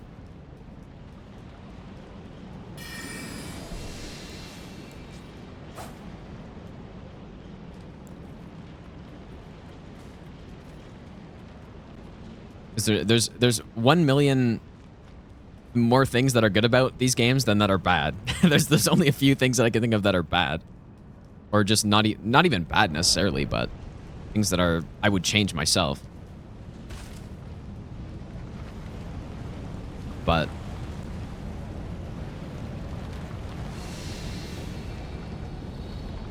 yeah, I think they're just not as interesting to talk about, things that are already good about the game, because then that's it. It's just like, yep, I think I don't know, the level layout of Stormvale is good. And then I guess you could talk about why it's good, but that's about it. Not as much to talk about when compared to talking about things that I think could be improved and, you know, thinking of ideas for it. Got hit on Velstadt game 1. I wonder if he's regretting his bet, man. I was watching him the other day, and he was still pretty... I don't know if he was confident or if it was copium, but he was saying that he was going to do it. Or he's just convincing himself that he can. I don't know, man. I think it's going to be very tough. Okay, so on this section, I've been aggroing this other guy. I'm going to just drop down here, and now... Yeah, it's definitely the better way to do it. Somebody brought it up. I was trying to think of, with Unseen Form, since it doesn't make me silent, I was like, oh, how could I not have this guy turn and attack me? But that's the solution right there. I do wonder what Hobbs' success rate on his bets are. Because I've seen him do a lot of bets. I wonder if he's... I don't know. But I don't know.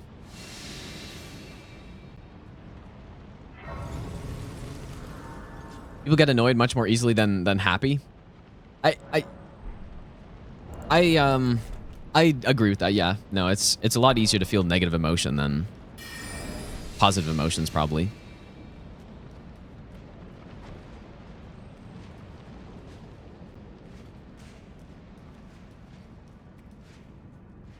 Yeah, he is a betting man. That's for sure, dude.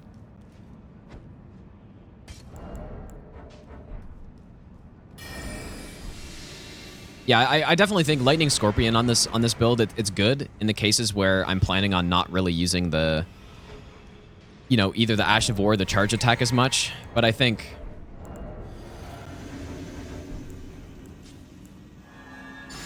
we don't really need it, even though we spent some time earlier picking it up.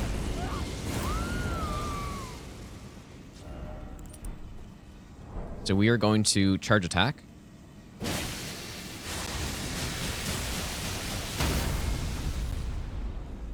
Not repose the Apostle, which I've done before. Look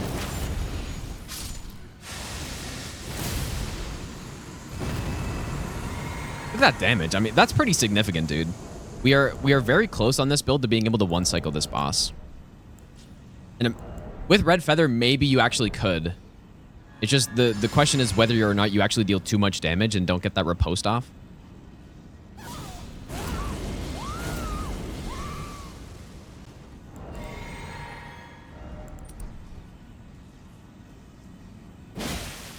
Because, like, here, I think we're going to be super close to killing him. Oh, in fact, we did, actually. Last time we didn't. We might have more levels this time. Or maybe it's just that I actually, I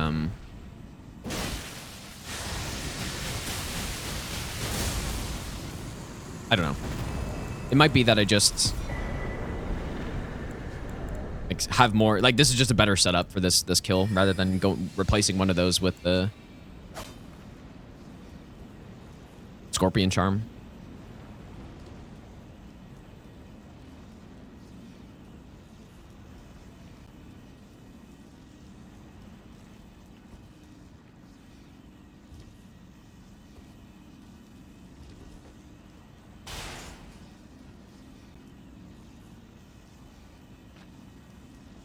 No, I don't think so, Limbro. No, I think I did the same last time.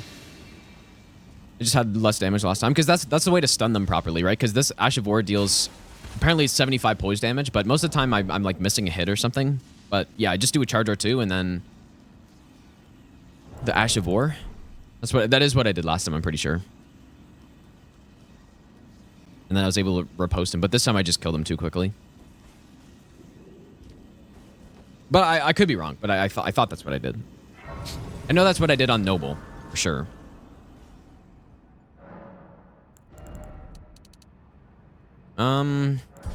69, of course. I like doing bird skip on these runs. You know, obviously we have a little bit less damage for Malekith, but I would rather have less damage for Malekith than deal with the bird section. There is actually one pretty significant downside of Unseen Form here, and it's... You know what? I'm going to try something here. I'm going to try something. Surely it won't get me killed. These guys sleep for a long time, but yeah, the downside of Unseen Form here is that, you know, this guy aggroes when you jump because he hears you, and so that means you can't fast travel out if you miss. And so I think sleeping him actually is a good idea, because then now I can fast travel because he's not aggro, I think.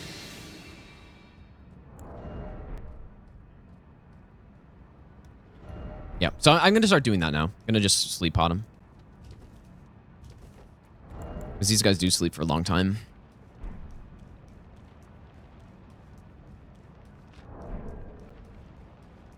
Well, bird section, you get the Somber 10 on the bird section behind the dragon. So...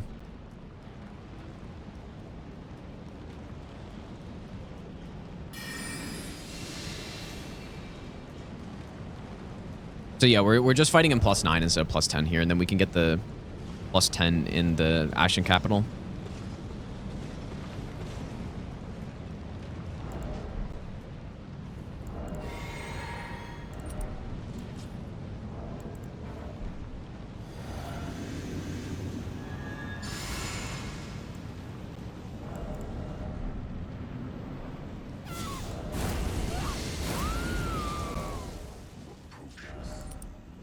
Destined death. I will not have it stolen from me again.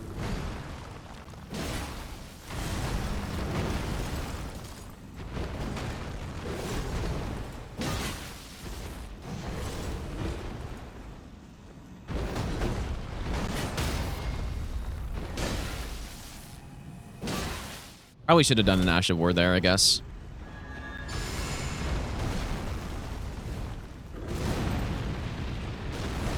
Maybe I'll give you the best nut ever.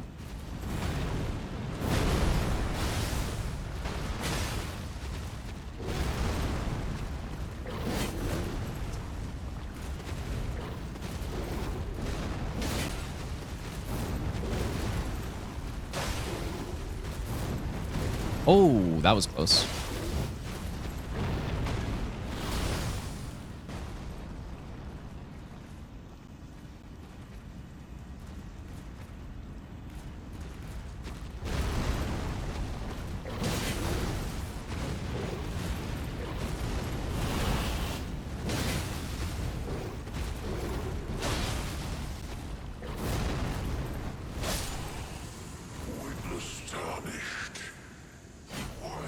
He basically jumped away at the perfect time to not allow me to stun him.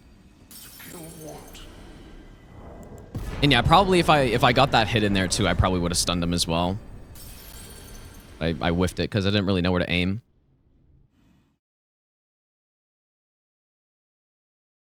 Maybe I'll give you the best. There's almost no doubt that you would be able to, with the amount of poise damage that this Ash of War deals, you probably could script him somehow. I don't know, man. Shock Dude, thanks for the maybe brand new Prime sub, and Ryuji, thanks for the brand new Prime sub.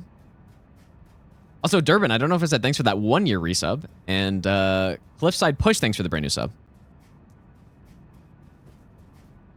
Thanks, you guys.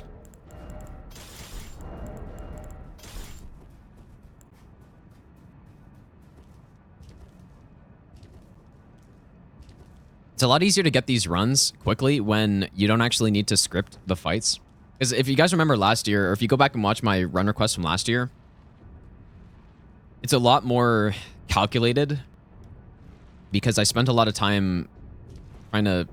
I was really trying to get the most I possibly could out of the weapons and figure out scripts and stuff. But at this point, I'm not really caring about that as much. I'm just kind of going in and...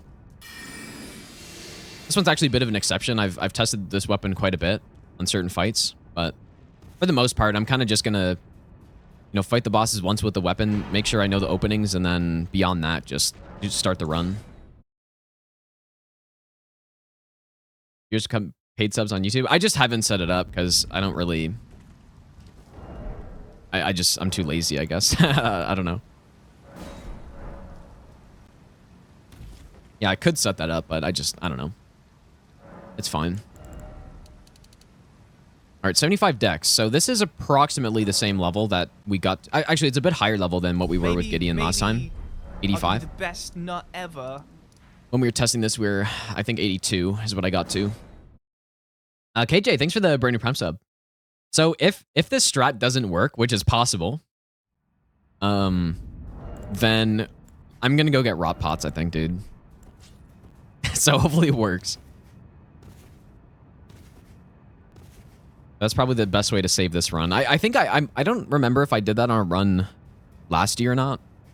There's any instance where I failed the Gideon script or something, and I feel like I had to do that at one point.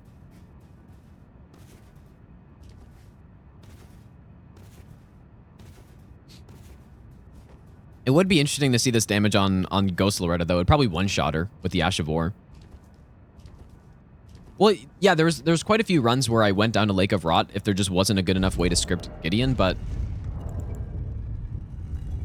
I don't know if I ever, like, failed one of the scripts and then had to go back and get rot pots. I think there might have been one time, maybe.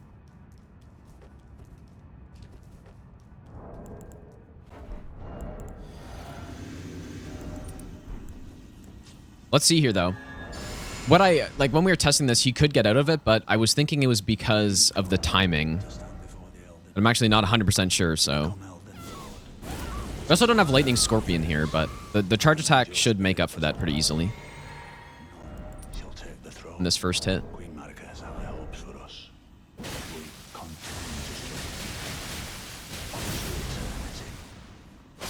Nice. Just as it's drawn up.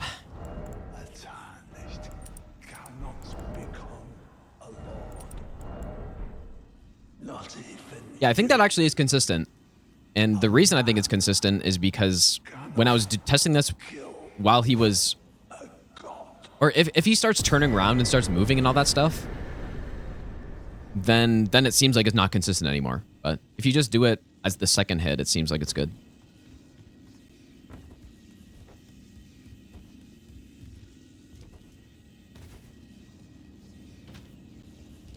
All right, now this weapon is...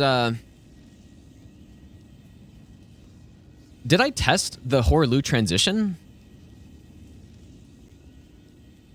Why do I not remember testing that? I thought I did, but...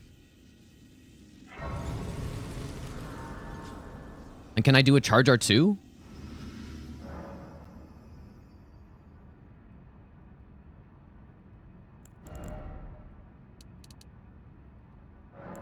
Did I do a charge R2? Or charge R2 roll in? Should I go check? Because there's no way I wouldn't have done it.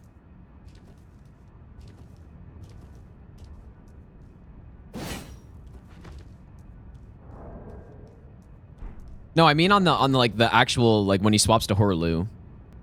I'm just gonna go check really quick, you guys. I think. Let me just go check. Because I've been talking too much and I forget what I was doing earlier and... Oh, disaster, dude.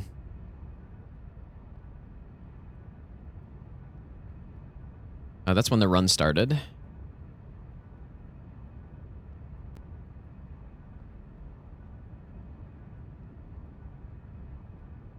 Okay. I just need how much stamina did that use, though?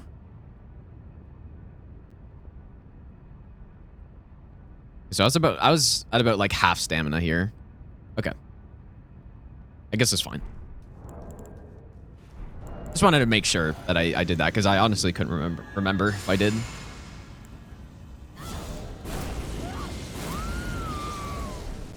Yeah, I think part of the reason why the Bolt of Grandsack's run that we did last year was so much trickier for me was because It was like one of the weapons that was not strong enough to script a lot of these fights.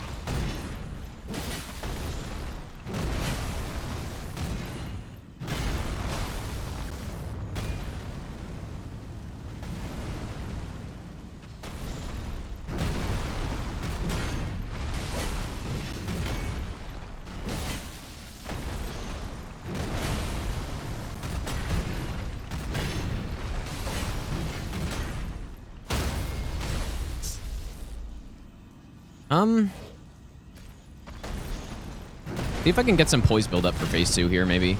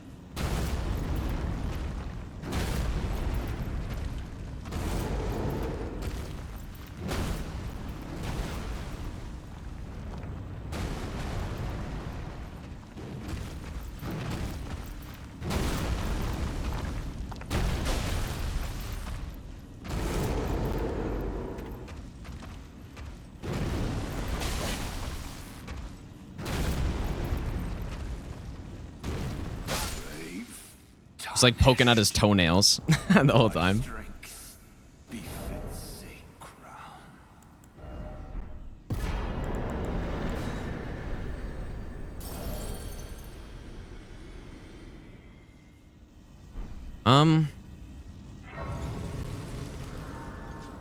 Kind of tough to know what I should do on this next fight because I want to have the... I want to have the two-finger heirloom equipped here. Or maybe I should have just leveled up 5 strength right there, man, but... Like, I kind of want to have all 3 of these equipped. I guess we just ditch the Soar Seal? Because if I'm going to be able to get Howl off after Radagon, like, I can't have to swap, really, so... I guess we'll just get rid of that one.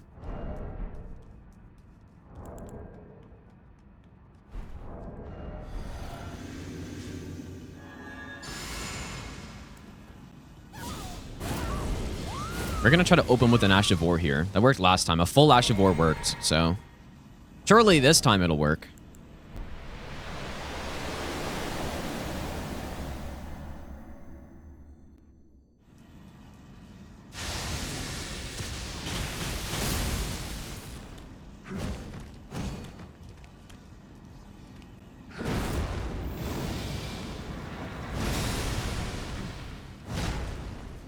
Hopefully his poise didn't reset there.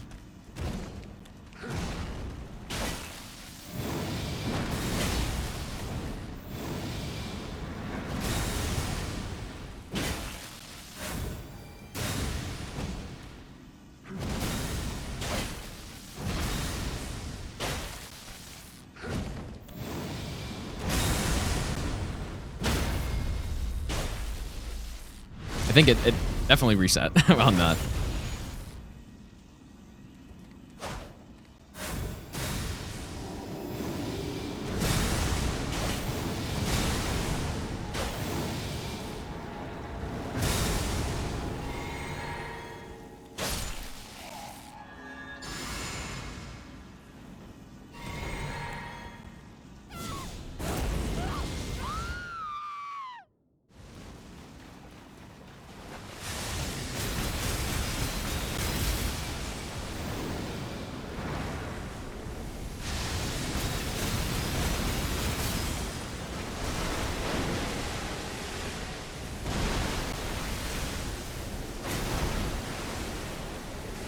Actually, fantastic RNG here.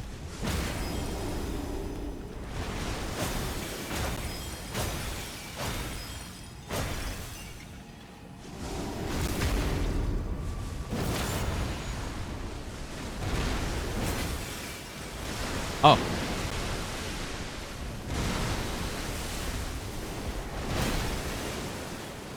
Oh, what RNG, dude. I got destroyed, man. Ease. That's what we like to see right there. Beautiful. He just refused to swim away and do rings, man.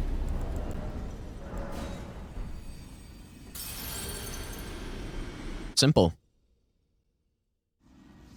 All right, another run in the books, dude. Yeah, it's nice when you know, when he decides to give you that kind of RNG. I like that. Yeah, this weapon's interesting, dude. I think it's pretty good. It's not god tier or anything like that, but I think it's pretty good.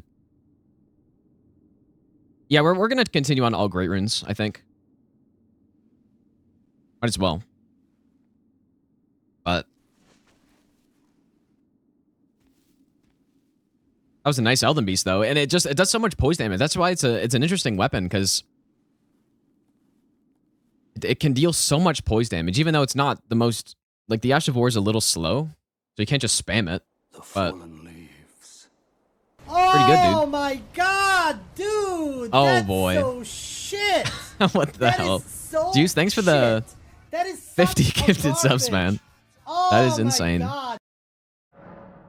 God damn it, dude. Make sure you thank Juice. You got a sub right there. Thanks so much, dude. That's ridiculous, man. That's actually ridiculous right there. Jesus, man. Thanks so much, dude.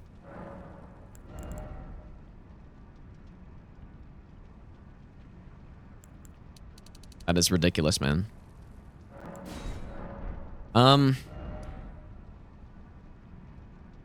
Okay, so let's start by... Should we start by going to... I almost feel like we should start by going to Millennia, because that's where I feel like the most issues could happen. So... Because, yeah, some of these other weapons, I'm not as used to the fight. But this is a more normal weapon, though, than... It's a more normal weapon than the Wing of Estelle was, so... I think there's a higher chance we can make this work, just without having any experience fighting her with it before. Thanks so much again, Juice, dude. That's actually insane, man. Don't have to do that for sure.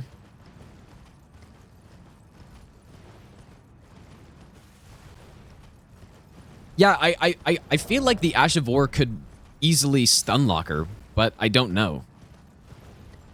I have no idea, and so I'd like to test it before I fight her, but I mean, I can't really do that.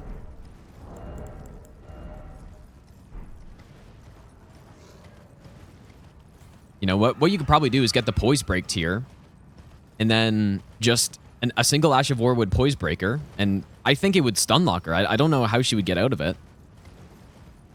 But I can't really test it because we're on a live run here, so.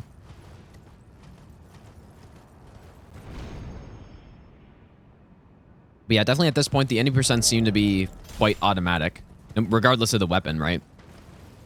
Because this weapon wasn't nearly as strong as most of the other weapons I've used so far. Just in terms of making an 80% run really trivial.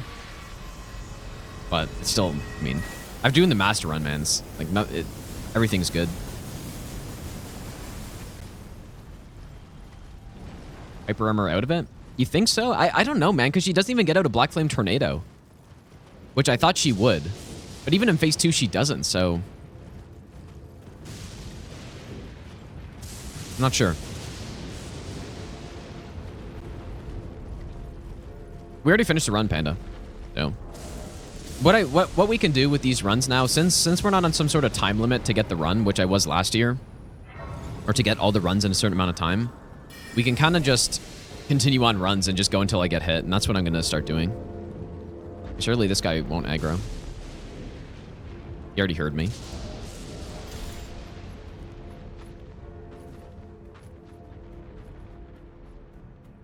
So yeah, the run's already done, you guys, but we're just going to keep going and see if we can get an all Great Runes run. Minus Rykard, of course.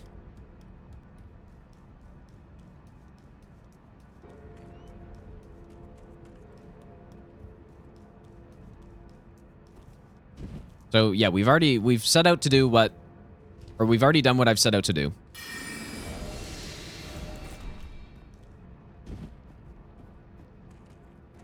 And this is what I used to do in DS3, and where I would do run requests, and I would just continue until I get hit, basically. But honestly, at the point at which I was doing run requests, I was a lot better at DS3 than I am at Elden Ring right now, so most of the time, I would just go on to no-hit all bosses every time, but in this game, it's more, I think I could no-hit every other boss very consistently, but Millennia is, you really need to have a lot of knowledge on fighting her with different weapons. And I honestly just don't have that at this point. Like last time I got hit with the Wing of Estelle, just simply because I'm not used to fighting her with it, so I don't. Or I haven't fought her with a curved sword even before, so I don't really know the correct openings and when she does the parries and backsteps and all that stuff, I just don't know.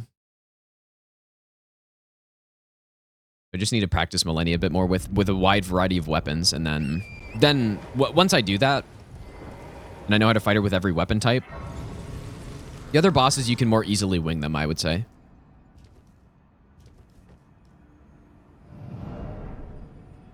Well, it's not excuses. I mean, it's literally just the facts of it. In fact, it's the opposite of an excuse, really. I'm taking accountability for not knowing the boss well enough, is what I'm doing. It's the opposite.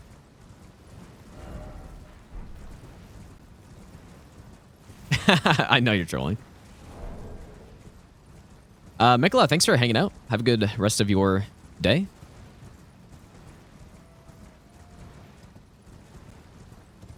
Well, Wing of Estelle is not...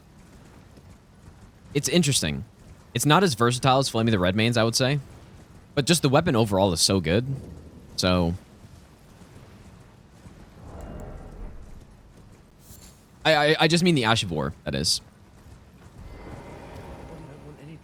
Because you can't just go up to any boss and stun them just super easily because it's a little inconsistent with actually hitting them, but... Whereas Flame of the Redmanes, you only need one hit and you dealt that 40 poise damage back in the day. But at the same time, Wing of Estelle on bigger bosses, the Ash of War, that is like, it's so insane. And it'll stun him faster than Flame of the Redmanes while also dealing way more damage, so... Well, that was interesting. And my Kukris deal a lot of damage because I am a... Oh. Got a lot of dex. Really have no arrows.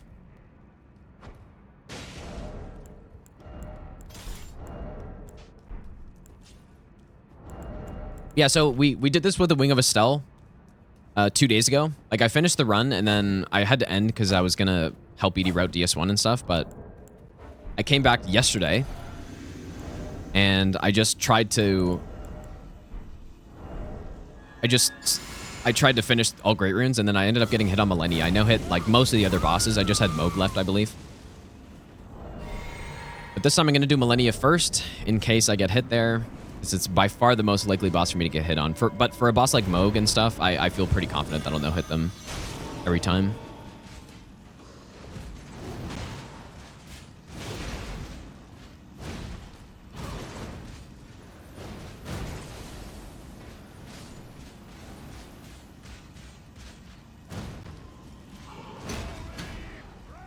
Come on, do your frost attack.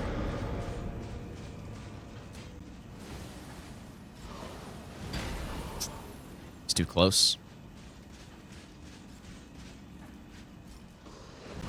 I would assume that the running R2s will stagger this guy, but I don't know for sure, so. Here we go.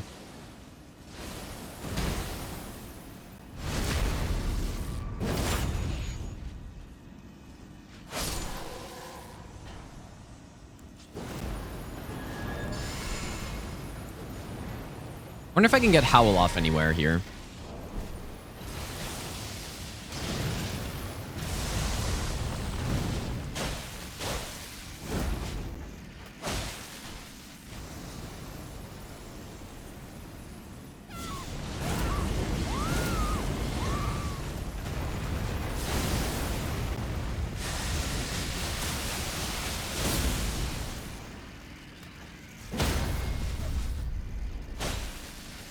Oh, just totally decimated. Holy dude.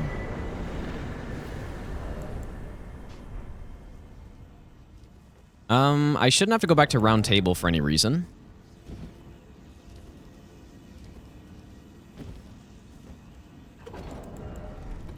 Wow.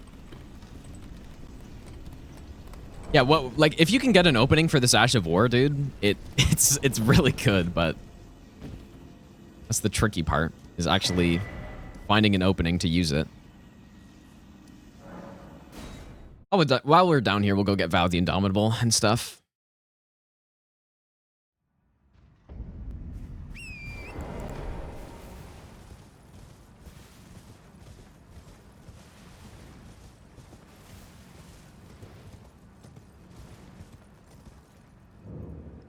For Malekith, where do you get that parry tool thing from? Is that from the Bernal invasion, or isn't it from him? It is. I was just thinking about why I don't use that on these runs when we do the skip, but yeah, it's kind of too bad it's from him and not just like in that chest or something.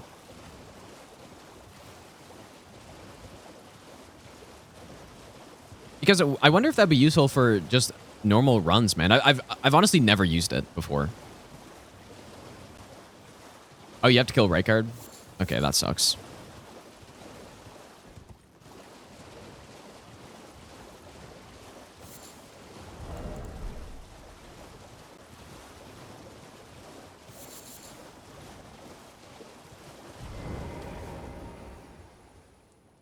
Yeah, Bernal Beastman gank, true.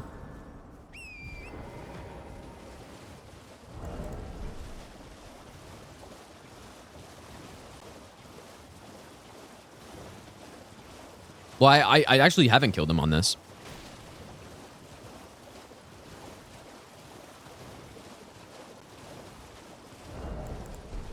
All right, so for Millennia, I should be able to have no problems here, man, because this is a pretty normal weapon. Got good range, so I could outspace and do R2s. It's just the one thing that it's very annoying, because the one thing that I'm not confident on her now is when I was doing the Asmongold run, when I did a jump attack over her follow-up swipe attack, she could immediately do the front flip. And so I had to preemptively roll in case she did it. But now with these other weapons, I'm not sure if that's possible or not. So like I'm kind of preemptively rolling, but I don't know if I need to, which messes up my positioning. Use skill on Millennia? I don't know, dude. I guess I can try it. I feel like there's a high chance I get hit if I try it without knowing if it's going to work or not.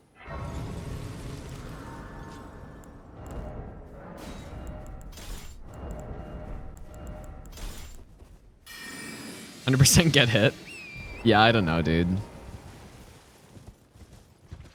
Yeah, just thinking about it, I feel like it actually should work, and it should stun lock her in phase 1, but I don't know.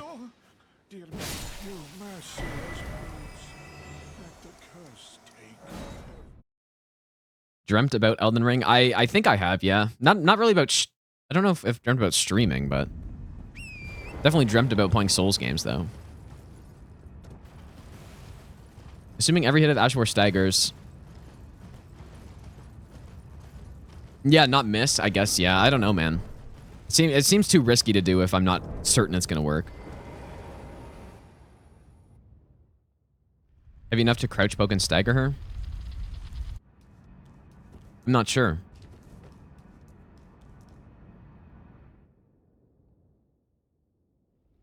Banjo strat for... who the fuck is that?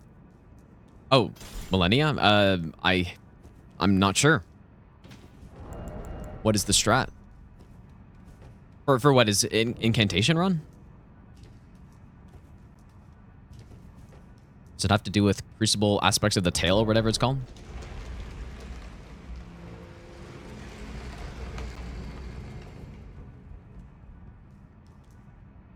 Oh, I have seen Unendurable Frenzy on her before.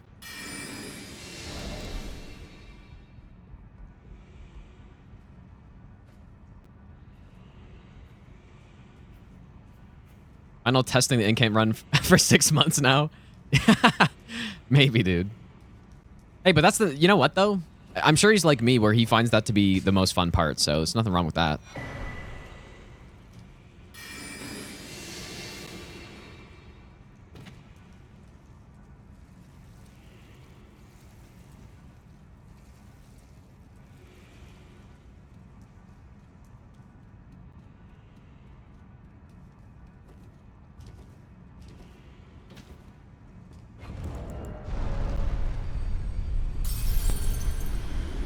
Sprint purpose, we've already no-hit the game with Dragon King Cragblade, and we're just continuing on.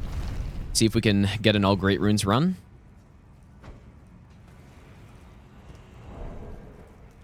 I'm happy we figured out the strat through here now, because I'm not scared at all running through this part. We got this nice running path now through the snowfield.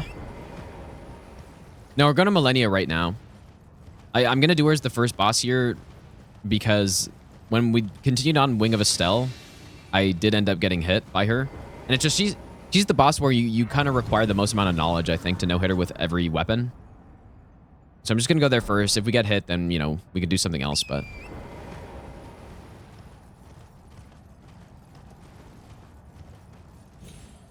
Yeah, like, I think if I'm going to be successful trying to do all these all Great Rune runs without actually testing the boss, I'm just going to have to spend a few hours fighting Millennia with every weapon class and figure out the punishes for each one. So I'll have to spend a couple hours doing that. And then if I do that, then I'm pretty confident I'll get a lot of all Great Runes runs with these weapons. But yeah, as of right now, I've only fought her with a couple different types of weapons, and I'm not 100% sure on the safe punishes and stuff. Because yeah, depending on the attacks you're doing or the weapon you're using on her, she will behave differently. So like, there's different amounts that she gets stunned, and for some weapons she can, you know, not get stunned at all by the basic attacks, and then other weapons she will, you know, she'll parry them. Sometimes she won't. Like, you just gotta know that stuff, dude.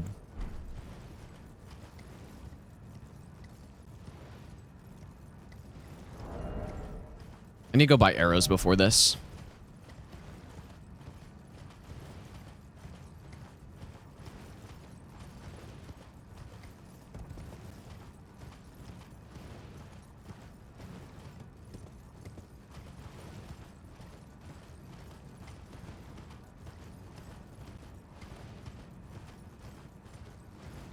What did we do last time in Morrowind, man? I can't remember. We finished the Telvanni quest line, I think. I think we went back to the main quest and it was like totally broken, right? I think that's what happened. Pazan, how's it going, dude? Oh, I didn't buy the arrows yet. We'll just go here, I guess.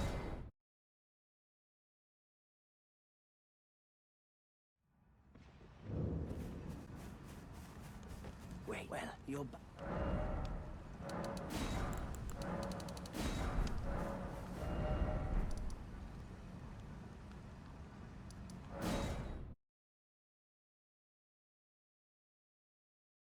Yeah, exactly. But yeah, when you're using a lighter weapon, then she'll do the back steps and all that stuff. It's very annoying.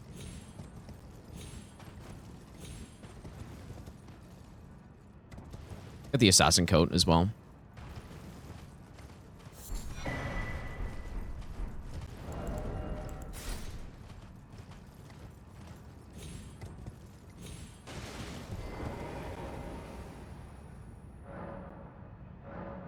Yeah, I agree. I find it easier to fight her with bigger weapons. You know, like ultra great swords and great spears and stuff.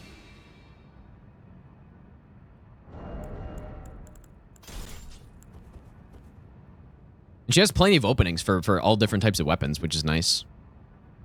Because sometimes bosses, they're really... I would say most times, bosses are easier with faster weapons in a lot of cases.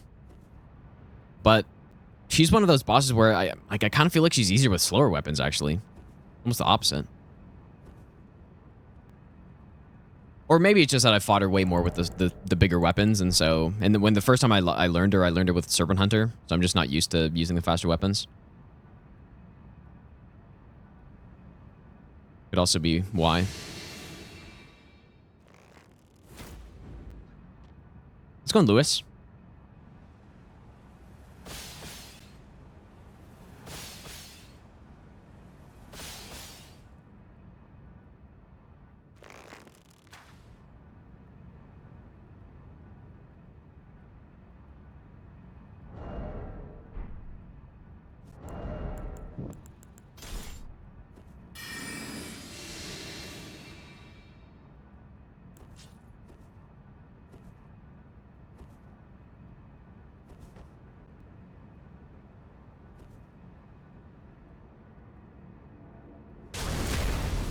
3-3-3-3.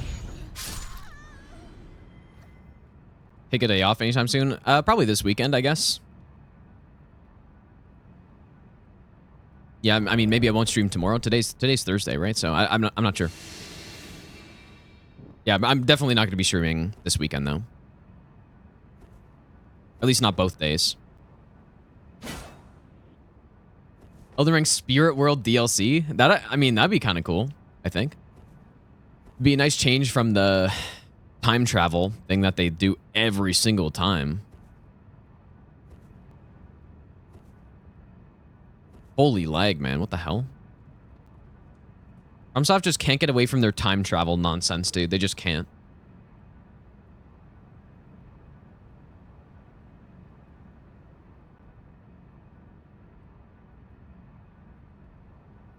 So yeah, Spirit World would be cool. I don't know how it would work, but...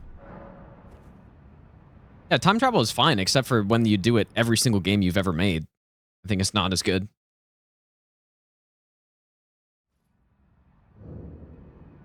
Like, come on. Someone's got to have a new idea somewhere, dude. Surely. Yeah, paintings and time travel. That's what FromSoft does.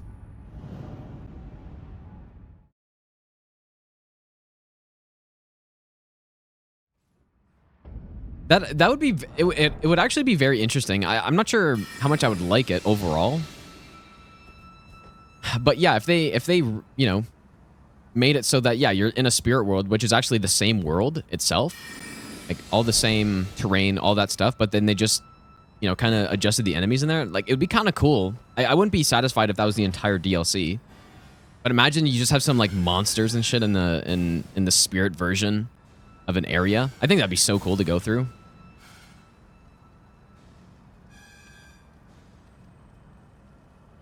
As long as that wasn't the entirety of the DLC, because then it would be kind of boring. I mean, yeah, sort of like Lords of the Fallen. Yeah, I guess so.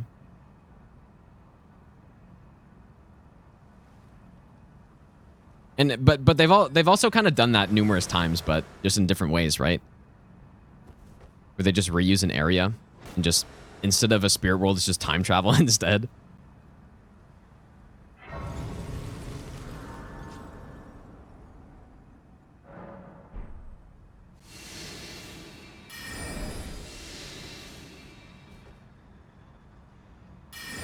But they would really have to make the enemies vastly different than the ones in the base game for that to work for me, I think.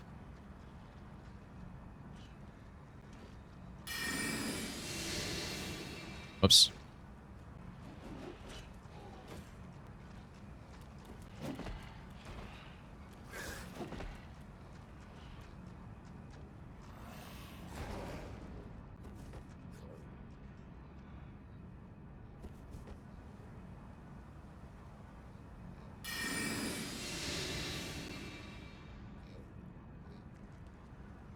Yeah, I guess it does. It does sort of sound like it'll be time travel with the DLC. Yeah, just by the name, even.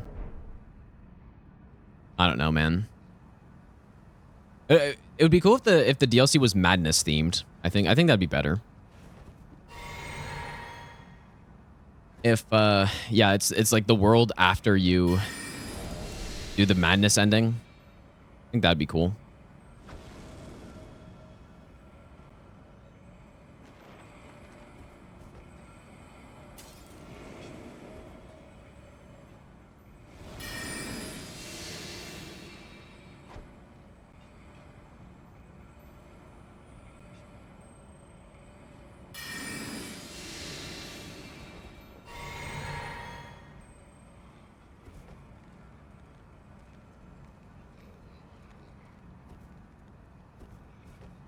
I'm really sure how I feel about this way of going through the area, because this guy aggroes. And I kind of don't like it. Oh, he didn't this time, I guess, actually.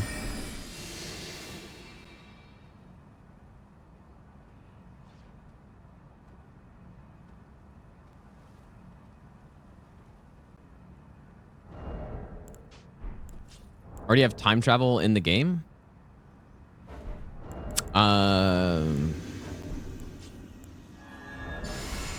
When?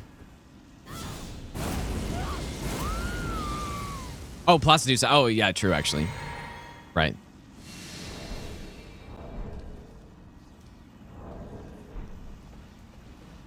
This is not as bad for only like a singular boss, though.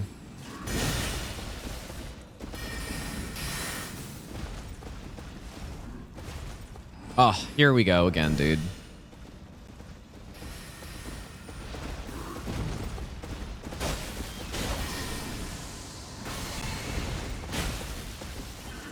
Actually, not sure if 2R1s was safe there. Like, the R1s with this are kind of slow, I guess.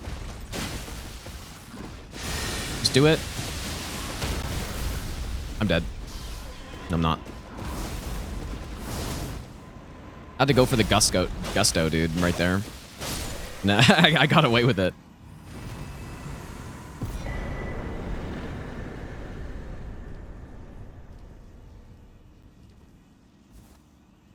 If that didn't stun, I was for sure dead. And probably if she didn't do that attack, I was probably dead. Because I had no stamina.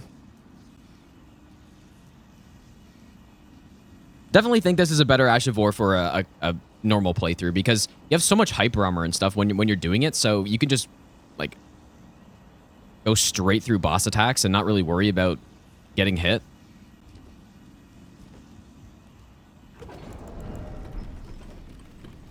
I mean, when we were testing this, I was poising through so many boss attacks with 0 armor and 0 poise.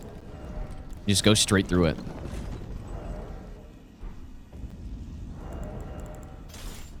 Maybe I'll give you the best nut ever. I'm gonna see if I have to sneak here. I'm not sure if I do. Nice. Burn Raxed. Thanks for the 8-month resub, dude. Best nut ever. Also, Tim, thanks for the brand new Prime sub.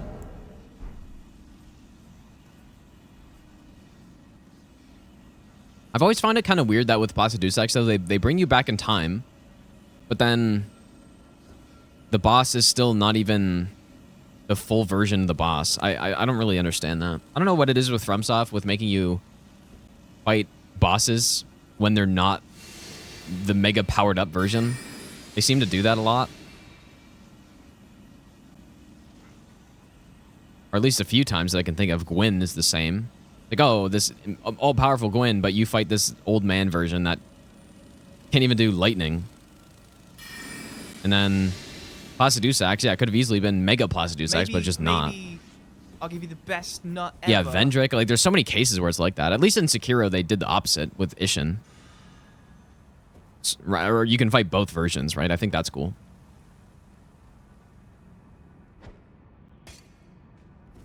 Like, it's finally the opposite, where you get Mega Ishin. Wallace, thanks for the 2-month Prime sub, dude.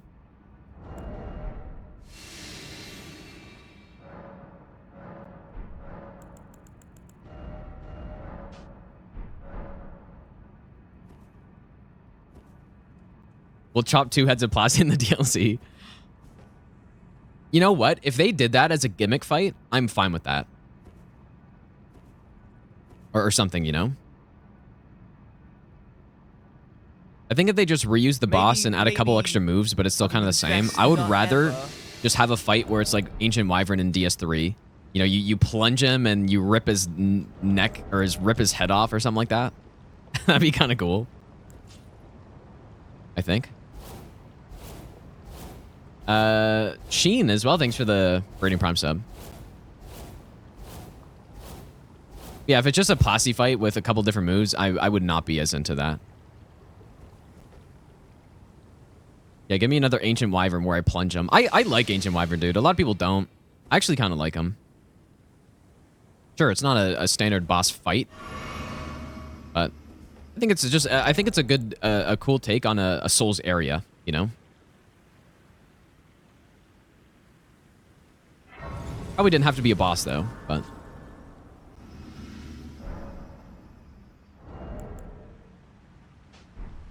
Eat more of the run to Ancient Wyvern, but it's just a boss area, right? I think people probably don't like it because they like to just gun it through and you know, not do it slowly. If you take it slowly, it's totally fine, man.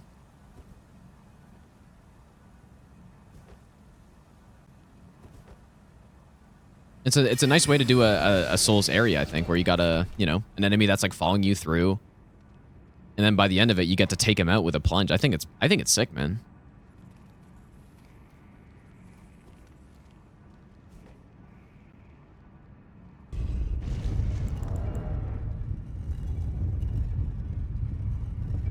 Godfrey is at his strongest? I thought he wasn't, though, but maybe. I don't know the lore. Yeah, and in Dark Souls 3, you got Twin Princess as well, right? His legs are not working. Like, there's so many cases where you fight a boss that's weakened.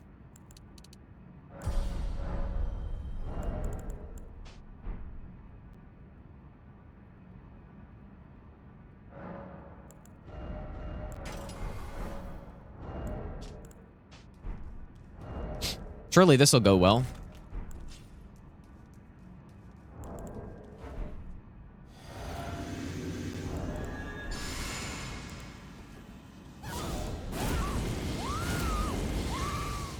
And I won't really be able to try the Ash of War here, so... At least I don't think so. Also not two-handing, whoops.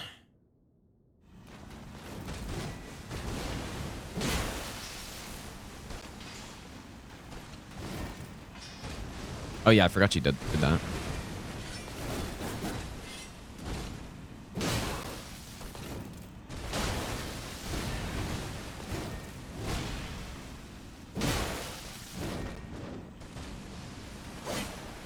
Oh, Jesus, man.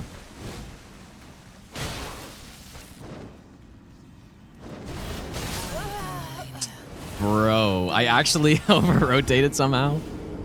How did that happen? Well, that's not good, because that literally had nothing to do with the weapon right there. I genuinely have no idea how I just over-rotated that. Maybe because I was so close already that I'd actually have to go back and watch that again to see that, because I didn't think I did. I didn't think I over-rotated, but maybe I just did it so quickly or something, because I was really close when she started up the attack.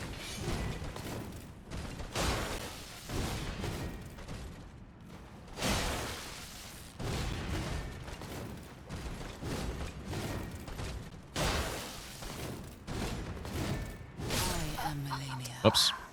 Let me go see this again.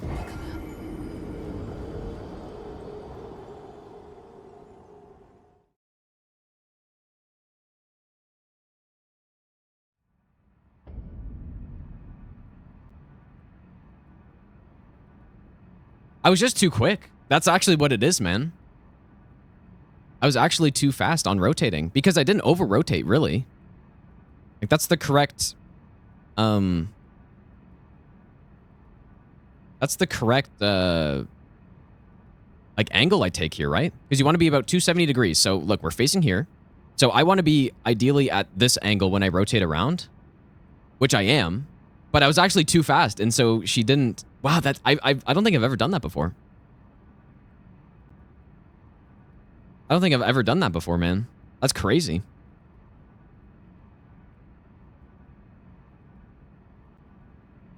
I was actually too quick on it. It's not even that I over-rotated, because that can happen. If you... Well, I don't know. That's... Yeah, I just... I was actually too quick on it. That's insane. Well, I gotta think about that now, I guess. Like, what should I have done? I just take a wider path, maybe. Right? Nah, we don't need the Grey Rune. I want to try the Ash of War now. Maybe... That's wild, dude. I'll give you the best nut ever.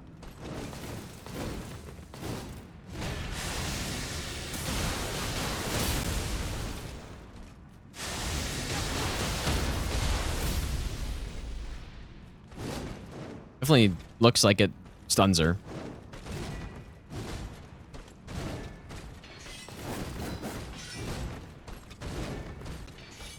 I can't believe I got hit like that, man. That's pretty insane.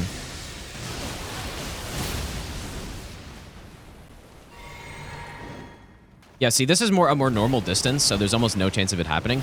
But it was sort of just a combination of being like, this being a quick weapon, right? So I recovered very quickly from my sprinting attack. And then I was super close as well, so... yeah, that's what happened, dude.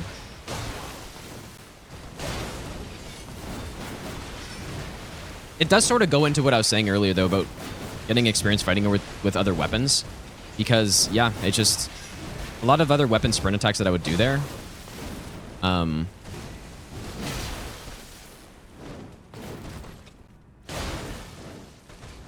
Like, wouldn't allow me to recover quickly enough to even react that quickly to it, right?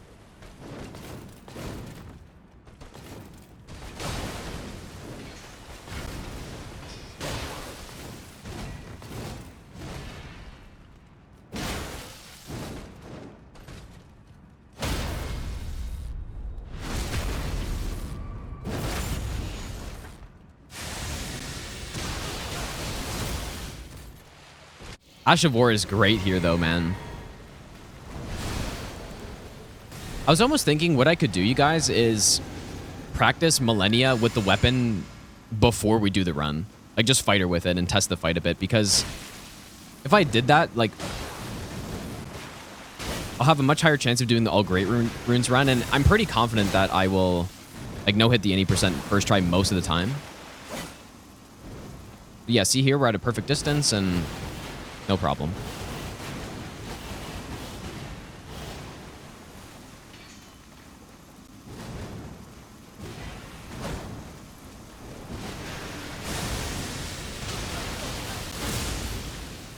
She can definitely kick out of that.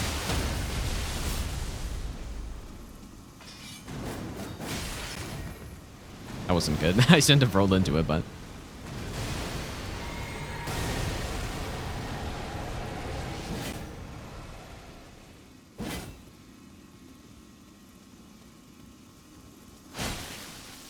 definitely seems like a solid weapon on her, though, I would say.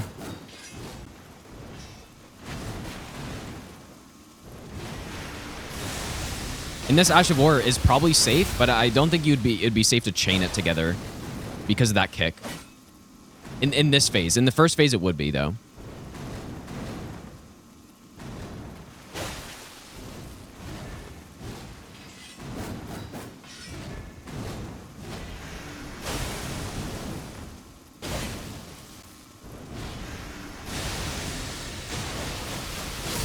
Yeah, it's really good on her, man.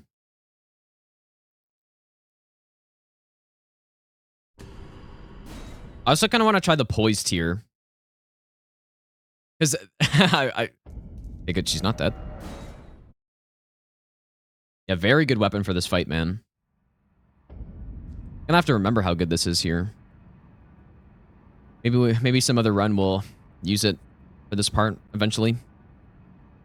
What's the tier called? Is it the Stone Barb or something? Stone Barb cracked tier. Because this should give us enough poise damage to instantly poise breaker in one Ash of War. So, so that's kind of crazy. Only promised it only lasts 30 seconds. Yeah, so we got the 80%, so that's cool. But yeah, no All Great Runes again this time. Like I said, I really need to practice this fight with other weapons. And then imagine you throw in the FP tier, or the Assassin Cerulean Dagger too.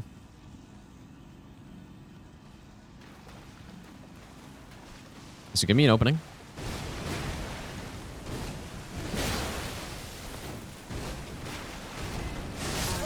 Motherfucker, dude. Let me get a ER tool up.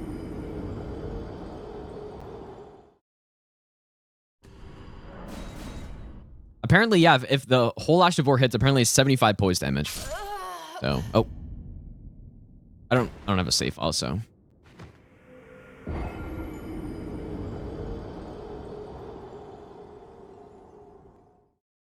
$525, so we got 35 minutes until we got some more wind, dude. I think I'm at a point right now, though, where almost no matter what the weapon is, I could probably get numerous any percents a day with the runner quest. So I could probably finish them so fast, dude. The all Great Runes runs will take a bit longer. Probably. I shouldn't have used the physics so early.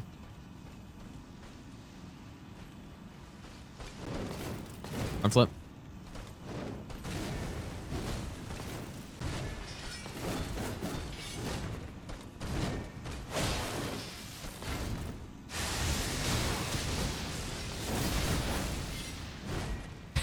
Fuck off, dude. And now my physics gone.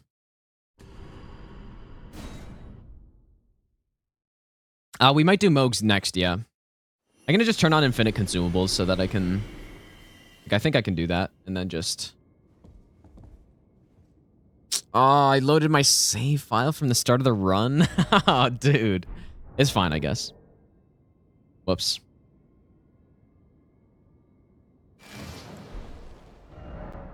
Should have made a save.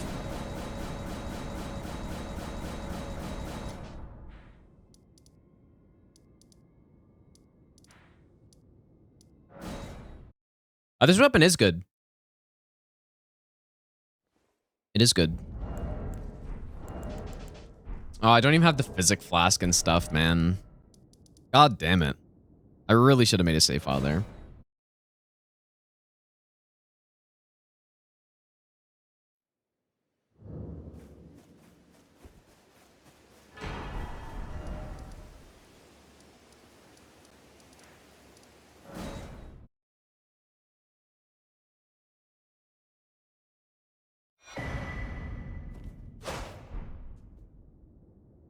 Should scale off faith? What should scale off faith?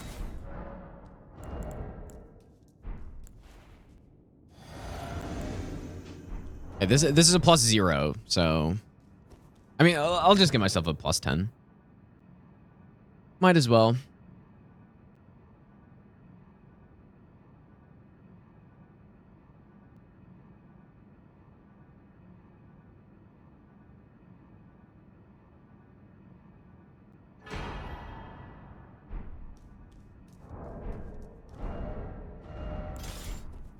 Okay, so this is a pretty bare bones setup, but as our character is, you know, level like 30 or level 40, but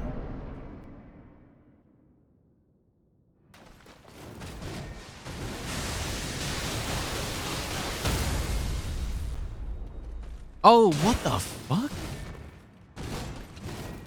How was that not fast enough to get that?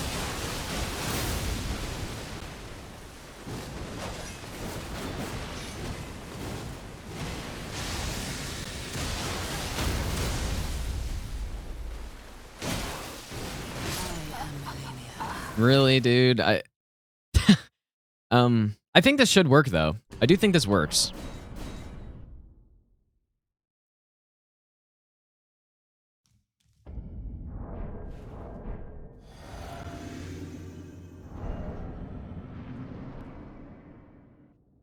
But openings up for millennia are big enough. Wait, what's a giant ball? Why can't I fucking repose, man?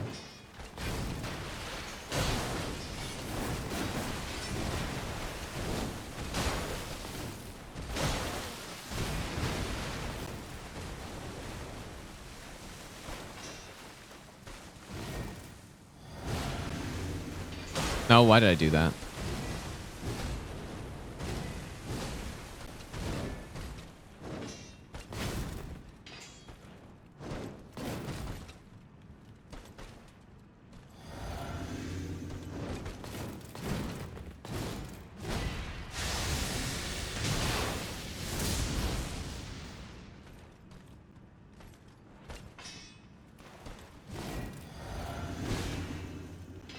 A little tricky to get an opening, though.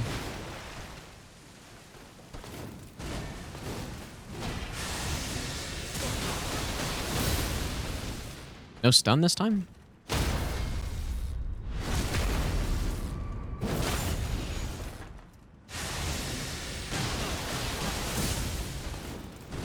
Yeah, the tracking's a little rough.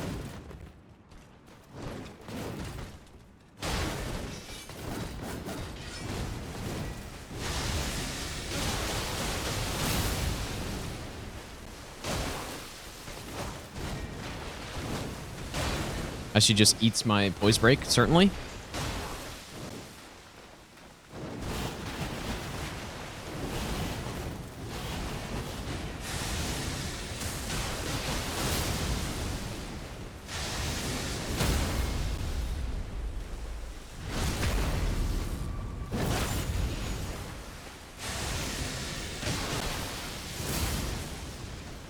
Like, what is that tracking?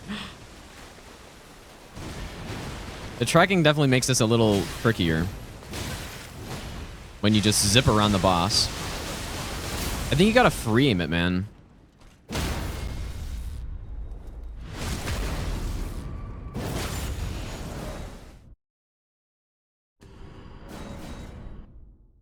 But actually, yeah, it kind of looks like you don't even need the stone barb here, though.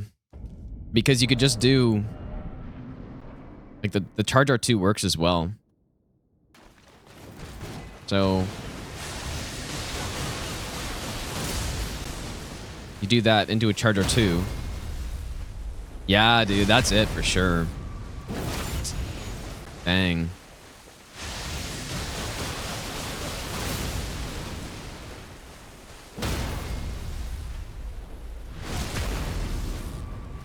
I'll still be a little concerned that maybe you don't want to walk forward. She's getting up. There it is. The only problem is that this most likely would not work in phase 2.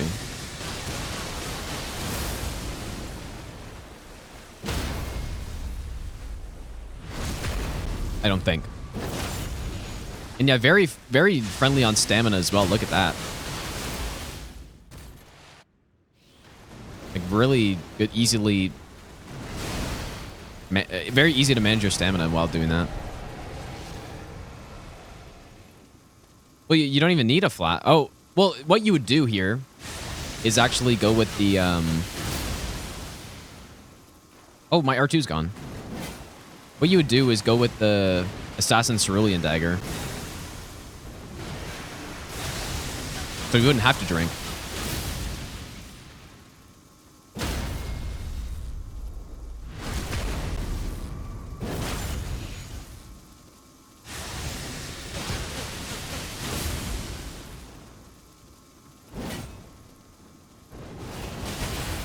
Actually could have gotten away from that. I'm still not sure if phase 1, like, it's probably consistent for phase 1, but just not phase 2. That's usually how this stuff works. Like, there's a lot of ways that you can stunlock Millennia in phase 1, but this is a very easy way of doing it, I would say.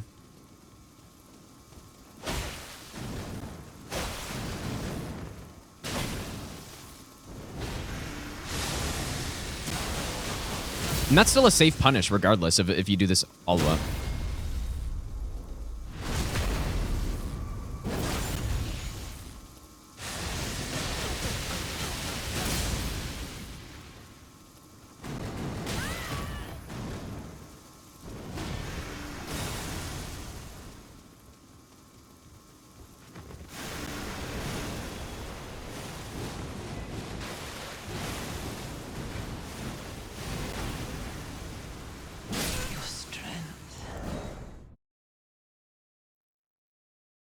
Okay, well, so it's 5:34.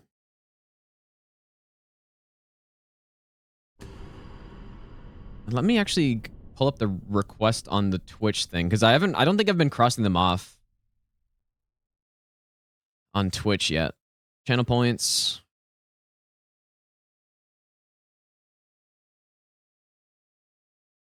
So what have we done so far? We've done this one.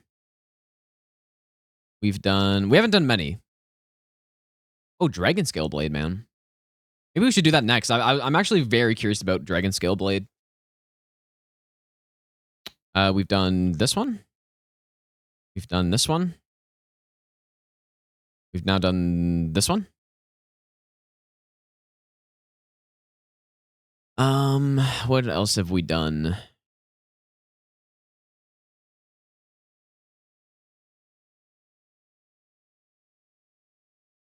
That it? I guess that's it so far. I thought I might have already crossed Darkmoon Greatsword off. I didn't see it. But yeah, I'm very curious about a Dragon Scale Blade route without using cheat engine.